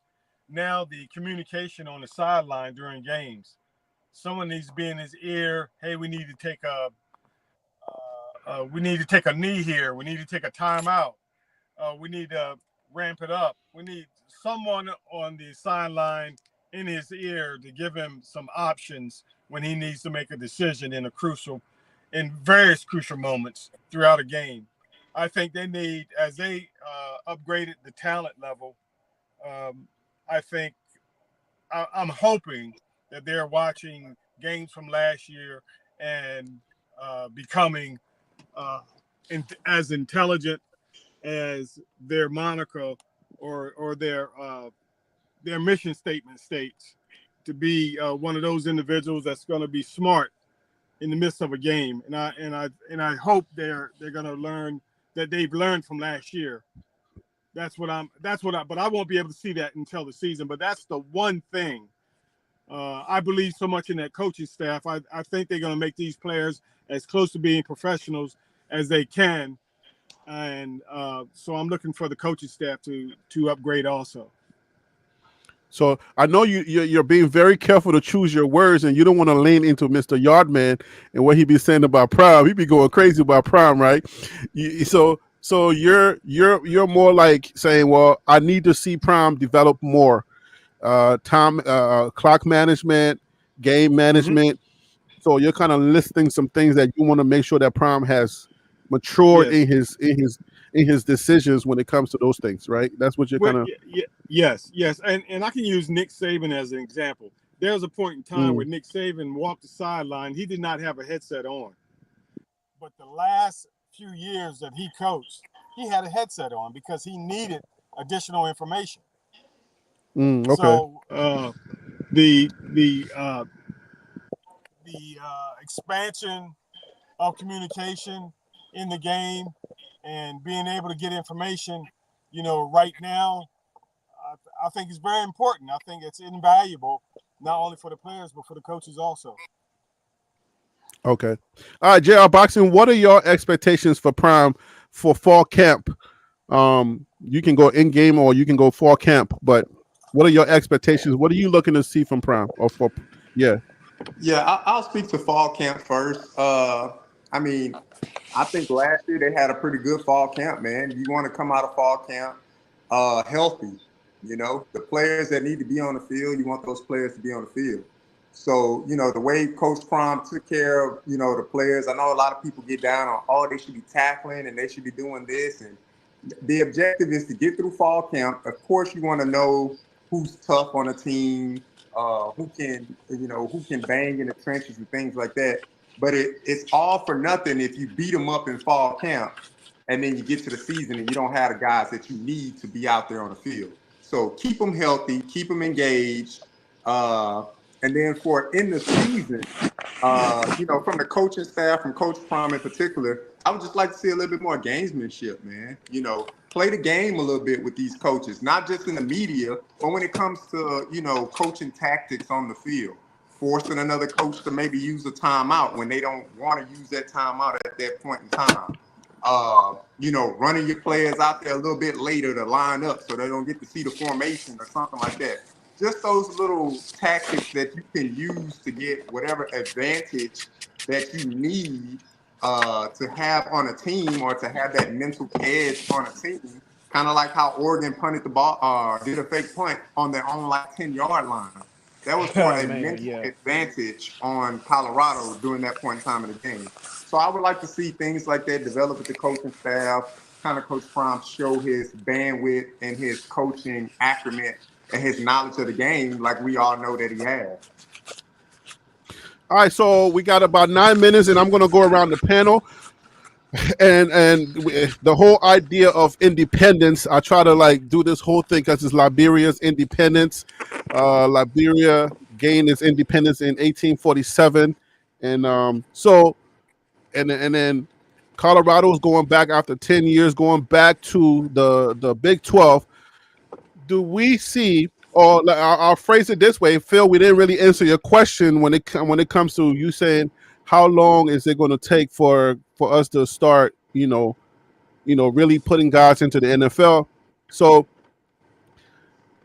in the spirit of that question, how long do we really see Colorado, or do we see Colorado at all, becoming the face, not just in for the media, but as far as wins are concerned? Do we really see Colorado owning this, owning the Big 12? I'm going to start with you, Phil. Or how long do you think it's going to take for Colorado to really step up and be the face as far as winning legacy is concerned for the Big 12? We'll end with this question. Gotcha. And I'll try to make it quick, but I do have a few points that I want to make. Um, I know everybody wants to point out that the transfer portal is going to make it easier to build a team, but we Mhm. still, and it's still early. So this is a true statement. We still haven't seen a team built primarily through the transfer portal win and be a dynasty. So we still don't know what the expectations are as far as like the use of the transfer portal. But I would say, um, if it were to happen, I think it would be around year 4 or 5 where we really say, all right, you know what? Every year, CU is going to be in the conversation about winning the conference. And obviously, if they win the conference, they go to the 12-team playoff. If they win the conference, they get a first round bye. And I think once you get to that point, the sky's the limit. But I just think it's going to take a little bit of time because I'm still not sure with all the changes going on with college football, how useful, or let me not phrase how useful, um, how heavy you can rely on the transfer portal. Because I really feel like in Mhm. the next year or two, they're going to be heavier stipulations on the transfer portal. So you won't see guys moving as much. Also, last thing with the transfer portal, in the NIL, I think you'll see more of the haves being able to get those guys than the have nots. So I don't think it's going to be as easy for a non blue blood to build a winning program. But I think Dion has the skill set to get it done. I just think it's going to take 4 to 5 years to get done. I kind of, when you keep saying the transfer portal, like I feel like the transfer portal. I don't want to go too far into this thought, but how what would be the difference between a second year guy in the transfer portal and a freshman? Well, so the thing that a lot of people point out is like, okay, so let's take for example, let's say if Carmine McLean was still at Colorado, Dylan Edwards was still at Colorado, they would have had a second year in the program. They know how things work. They know how to operate. They don't, and in some ways, they don't even have to think. The idea is that there's not going to be as much turnover. So you're going to have a guy playing in the same system for his second year. He's going to be a lot more comfortable. Whereas the guy that you're bringing in from the transfer portal, number one, he's not even guaranteed to be a starter. And number two, he's going to have to learn a new system. So he's automatically going to start 2 steps behind the guy that was already at your program. So I think that's where that conversation come in. Yeah, you may have a guy that has some playing experience, but is he going to come in and pick up on your programs? I know Dion don't like to use the word culture, but pick up on their identity and execute the way their coaching staff wants you to as quickly as a guy that's already been there. Mm. Yeah, I mean that's a conversation I like to go deeper into because I feel like I don't really see the correlation. I don't see the difference because the way college football is going, people are getting their quarterback. You know what I'm saying? Like you got DJ Uwagalele going to Florida State, so it's like when you got the guy at the helm. I mean, the transfer portal is not going nowhere. So, but anyways, JR Boxing, same question to you. When or how long do you think Colorado is going to gain its independence in the Big 12 and really start rocking and rolling? How do you see it shaping up for Colorado the years to come? I'll keep it short. When Colorado decides to extend Coach Prime, that's when you will see, more of a Colorado University can exert some type of dominance within the Big 12. So extend the man, obviously that comes on, wins and losses, but obviously he's made a huge impact in the community towards the program. So all Coach Fromm has to do is win now. Then the university or the regents, board of regents will offer that extension. Then you get them locked up for, an extended amount of years, and now you can program build. Now you can focus on extending the recruiting realm to high school players and such things like that. And then just to touch on the high school compared to bringing in a transfer portal kid, it's relationships, man.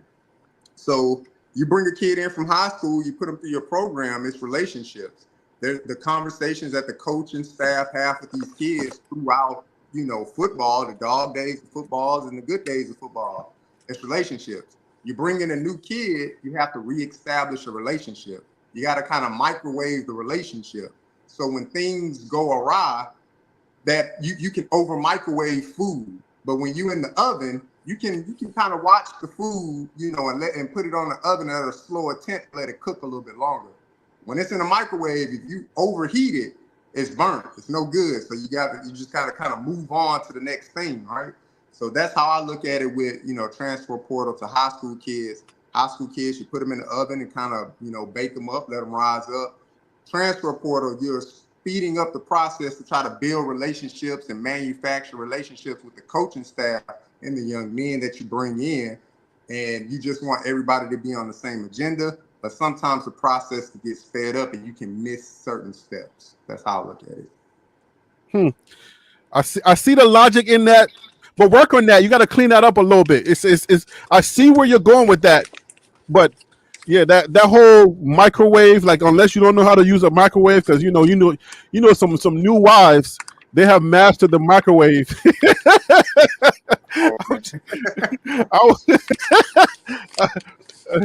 So some new wives will probably question your microwave skills if you're burning food in the microwave. But anyway, but I do get what you're saying. So let me get your thoughts on Ron Tate. Let me get your thoughts on the transfer portal, not the transfer portal, but when do you see Coach Prime dominating the Big 12, or at least becoming the face of the Big 12 before they start considering us for the SEC and Big 10? Because I know that conversation is coming because I know Coach Prime. Your thoughts?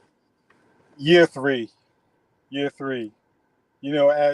he, the gentleman just spoke, I forget your name, I'm sorry, just spoke about JR Boxing. Developing players. It's a tightrope that you're walking. The coach has a vision on how well the player is being developed, and then the player has a vision on how well he's developed. And then you have the transfer portal. So you got to balance it in a way that you develop the player, maintain the relationship and the confidence of the player, but also instill in him enough patience to allow him to mesh into the system.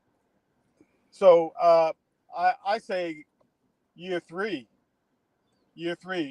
he's going to have a phenomenal year this year, and next year with another outstanding high school class, another outstanding class through the portal. I think the portal numbers will begin to come down a little as he gets the high school players in that he wants and begins to show them, their system and how they mesh, and instill in them a little patience as he's grown patient.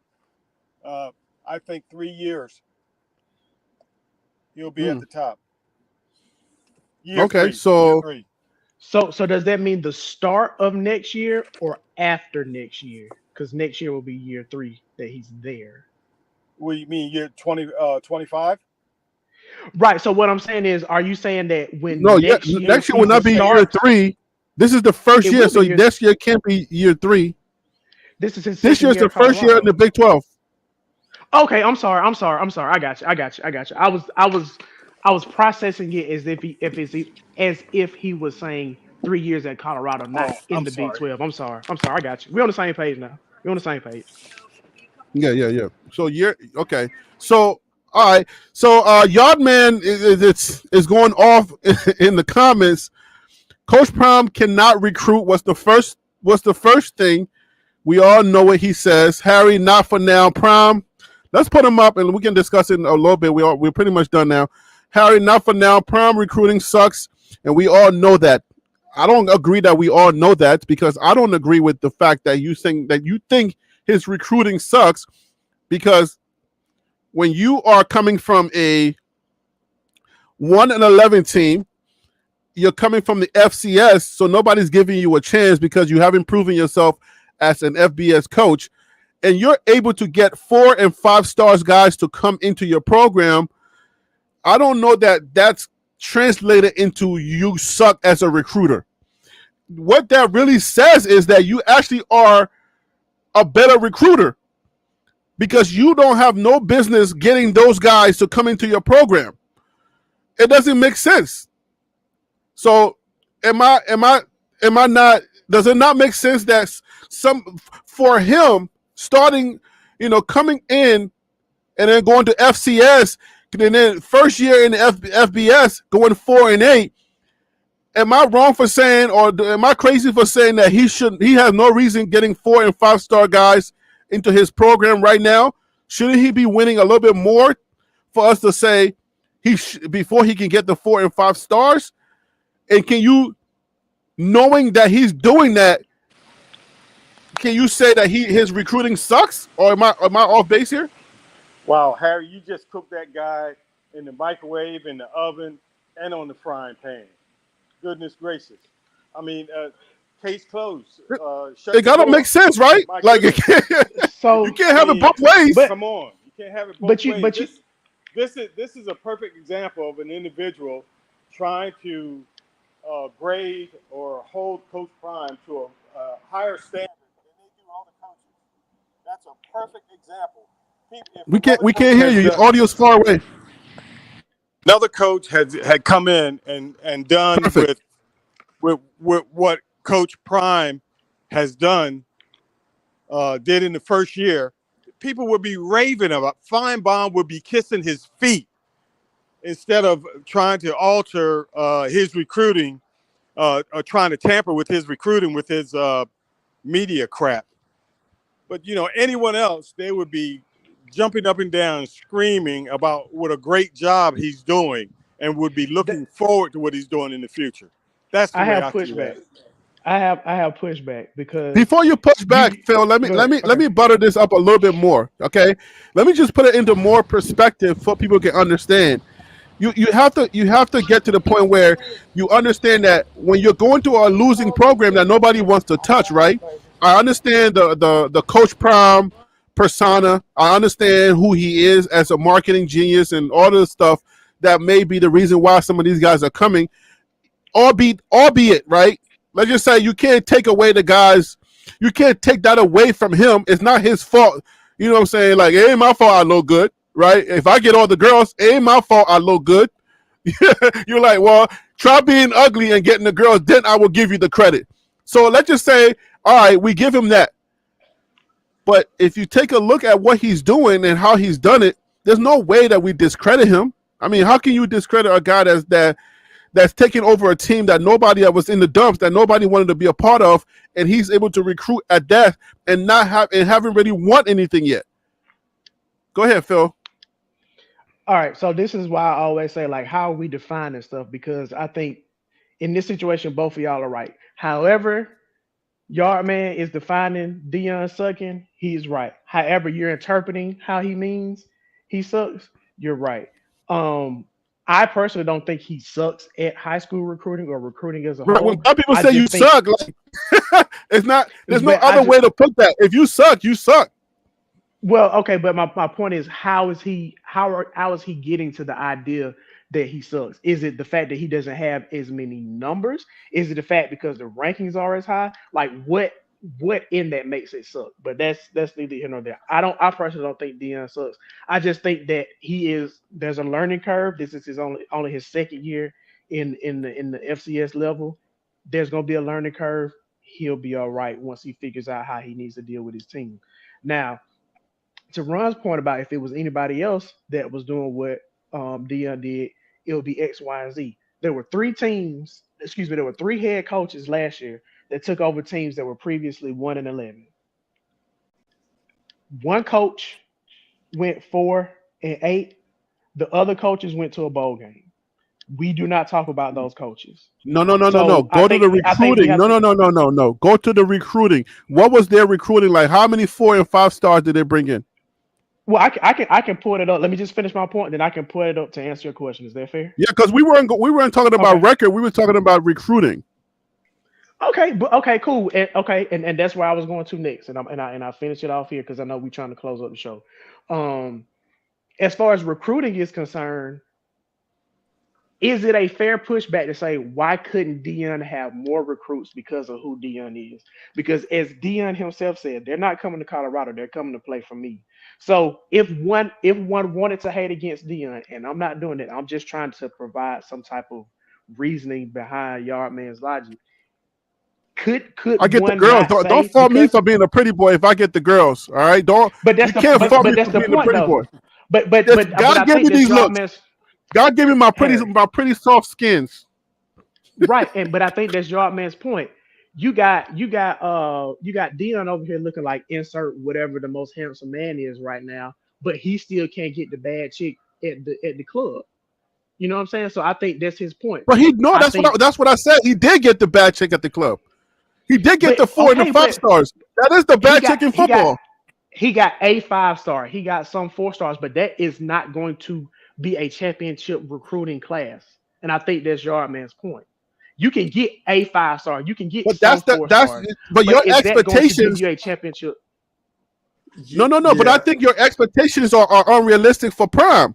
I think your expectations. Remember now, we understand that he has to win to get more, but he should not be getting them. Period.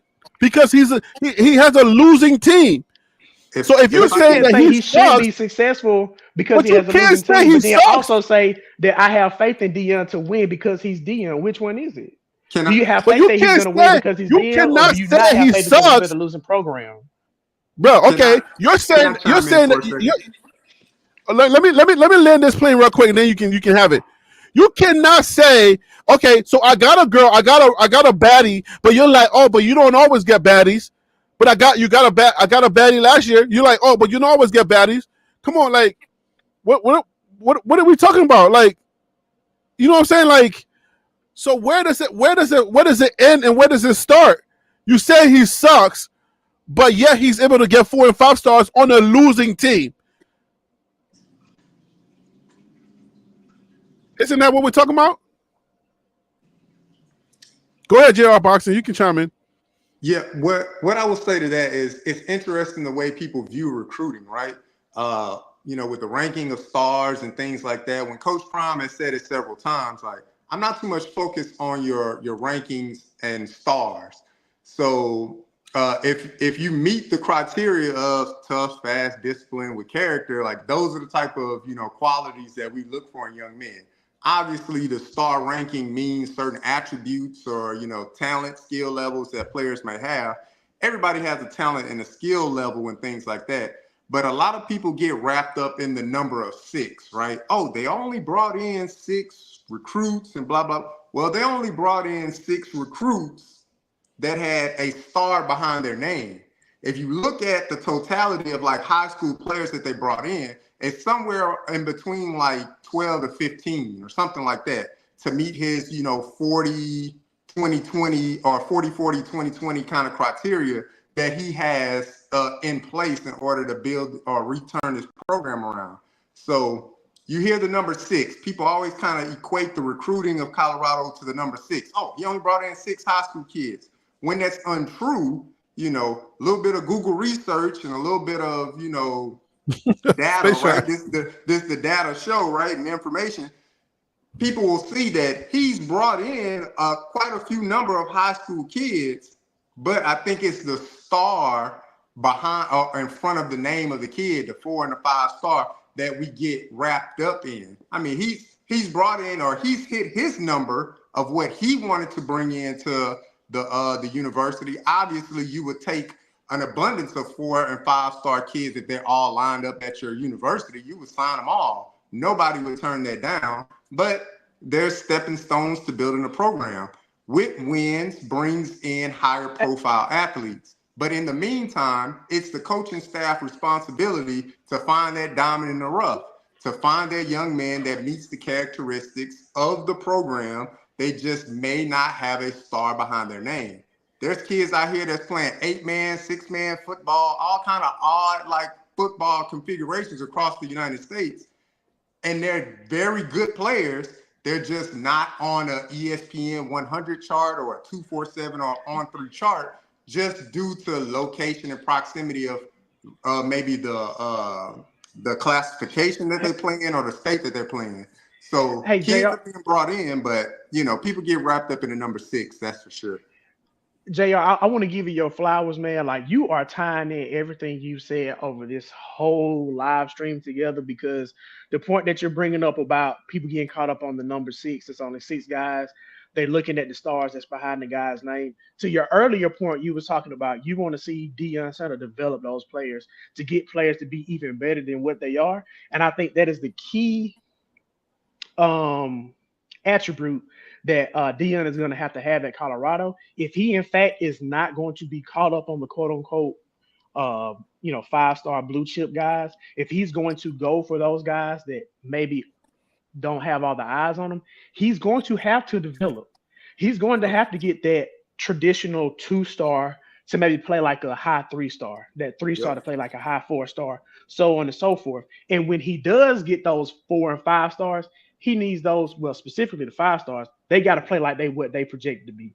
Those 4 stars, those guys that 4 stars will be considered like a third or fourth round draft pick, maybe fifth or sixth round draft pick. He got to get those guys to become second and first round draft pick. So Dion Yep. has his work cut out for him. I think he knows what he has to do, but I think that is going to be a great judge of character as far as his coaching acumen on how he can develop those guys if he's not going to go after those top caliber guys. Absolutely. Absolutely. Well, I'll say this because so we can end this. At the end of the day, what Prime Effect 101 said, Coach Prime gets the people that he needs. I think that's most important. To understand that. I mean, you can judge Coach Prime based on how many 4 and 5-star he needs, but I don't know that I can say he sucks unless that's just a euphemism or that's just something that we say in our community where we just loosely say, well, he sucked, right? Like I like to just we like to go in on the information when you say. I think words matter. So if you're saying Coach Prime recruiting sucks, I'm coming for that, right? Because I don't think it sucks, and I don't agree that it sucks. Does he need more people? Does he need? Yes, but keep in mind that he's building. You can't keep trying to judge a guy based on 1 year. He just got here. He needs to win more, and he needs to develop. So on one hand, you're saying Coach Prime needs time to develop. On the next hand, you're judging him on the quality of the people that he's bringing in. And I'm like, well, which one do you want? Like, how do you flip this coin? How do you want to play this hand?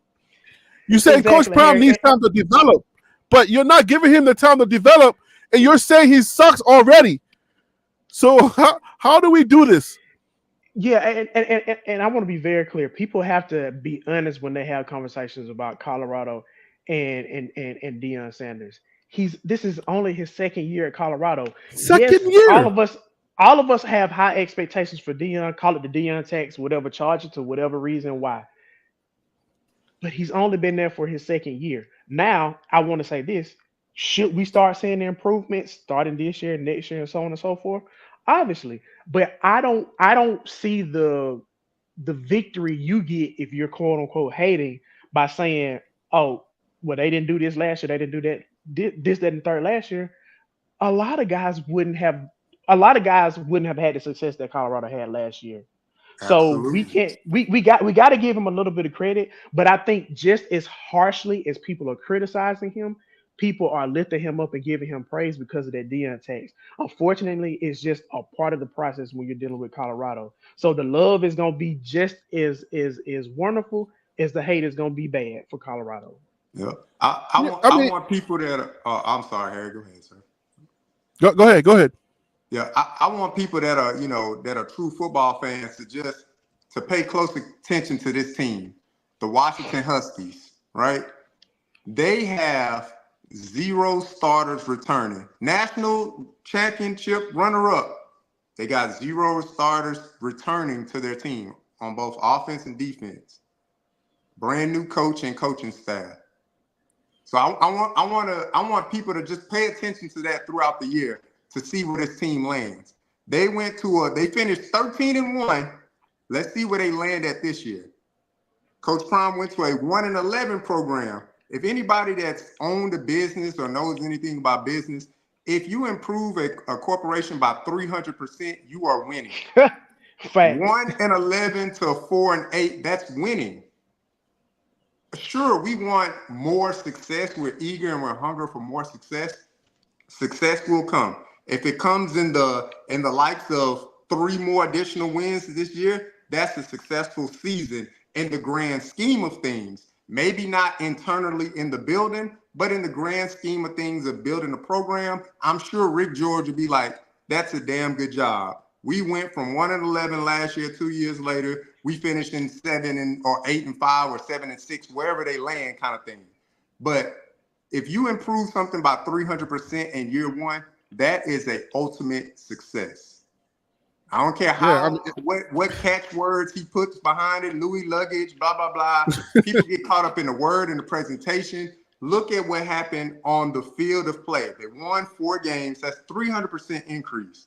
That's success. That's what success looks like. Other aspects of the program will improve. They don't see it that way. It's weird. They don't see it that way. Yeah. It's weird. And then Yardman, let me just say this lastly to you, Yardman. Bro, you gotta chill, man. You really gotta chill. Your expectations, you really love Prime to the point where you don't have no grace of him growing at all. You're not even applying the grace that you would give just the regular coach. Your expectations and what you're saying about Prime, Yardman, you gotta give this guy. He is not established as of yet. Like, duh, bro. This is year number 2. You haven't even watched 1 game. All you're seeing is simulations of EA Sports Online right now. There's no game that has been played for year number 2. And your expectations and the way that you're talking, this suck. He's sucking in recruiting. He's not established. He ain't got no building. A handful is not enough. Yes, it's incremental change, incremental growth. You win 4 games today. This year you win another 4. If you win another 4, or at least you go to a bowl, incremental. But I'm thinking, man, if he goes to a bowl game, that's not enough for you this year. Like you're thinking he has to really get in there and win a national championship before you relax. God dang. Bro. Yeah, I mean, it's not as easy to win as people make it out to be. I think some of the success that Georgia's had over the years, that Bama's had, I think people take winning for granted. Like, it is not easy to win in college football, and that's honestly one of the reasons why, like, I want to kind of do a deep dive on my own into those other 2 coaches that took over 1-11 teams. It was Northwestern and I think South Florida. Those 2 coaches took over 1-11 teams, and both of them won at the very least 7 games. I think one went 7-6 and one went 8-4. So I would love to see how were those guys able to turn their programs around without some of the attention, because Northwestern is in the Big 10. That is a tough conference. I don't know what division they're in, so I'm not sure if they play Ohio State, Michigan, and Penn State every year. And then South Florida, that is a I don't know if they're Group of 5 or if they're in the Power 4, because they could be in the Big 12. Group of 5. But anyway, Group of 5. Okay, so that's a Group of 5 team. So it might be a little bit. The numbers might be a little bit skewed when they can get more wins. But I would be interested in seeing why those guys were able to go from 1-11 to a winning season, and Colorado wasn't. And I would tell you a large portion of that is because of the conference they played, and they had a really tough schedule last year. Yeah, man. Coach Prime is on the right path, like Stacey Ephraim is saying. Coach Prime is on the right path, and I think we got to give him more grace to grow. And we got to relax our expectations a little bit and allow him to do it the right way, regardless of how much we hype it, regardless of what we say or what he says. I think we should still allow the grace to grow. So what are your final thoughts? I'm going to start with you, JR Boxing, then Phil. What are your final thoughts? Let's get up out of here. Again, hey, Harry, thanks for the show, man. Thanks for the opportunity to be up on the panel. And what I will say is for Coach Prime and the Colorado Buffaloes this year going into fall camp, it's just to make, do it with making it look good comes easy to Coach Prime. Getting the result that you want is often the hardest thing. So I hope they achieve the result that they want, whatever that is when it comes to recruiting, on the field, off the field, whatever that result that they internally set for themselves, for that program, for that team of 100 and something plus young men. Get the result that you want, because being in front of the camera, that comes natural to Coach Prime. He's mastered that. It comes natural to Shador. It's natural to Shiloh. It's almost natural to Travis Hunter after being around Coach Prime and Shador and Shiloh for so many years. But now making the hard things, getting the things that you need to keep the program moving in the right direction is success on the field. So turning those hard things and those trials and tribulations from last year, turning them into success on the field this year, that's what I want to see for Colorado this year. All right, Phil, your final thoughts, brother. I don't really have too much for y'all, man. Just make sure y'all stay active. Y'all work out 3 days a week. Make sure y'all drinking water. Get y'all a green vegetable. Make sure y'all smile. Make sure somebody else smile. Tell somebody you love them, and don't take life too serious because it's short. It ain't really that big of a deal. Just go out there and have fun. Treat people nice. That's all that matters. Salute That's to it. every Liberian out there. Salute to my panel. Happy Independence Day to all my Liberians. I appreciate everybody joining the comments, in the chat section. To my guests, DC, JR Boxing, Phil, and yeah, Ron, I have Tim. my till Tim. So I appreciate everyone making this a good show. Hey man, Monday night we got Monday night coming up. We're gonna try to review what happened on day number 1. Since we're starting at 7, it would have had a practice. So we're gonna try to see if Well Of Media puts out something before the show. We're gonna try to review what happened during the number 1 and look at some different installments. So Yard Man, go in peace, my brother. Go in peace, brother. It's all good. Hey guys, y'all have a great weekend. I will see you guys on Monday. Salute to everybody. I'm out. Peace out. All right, y'all be blessed. All right, take care.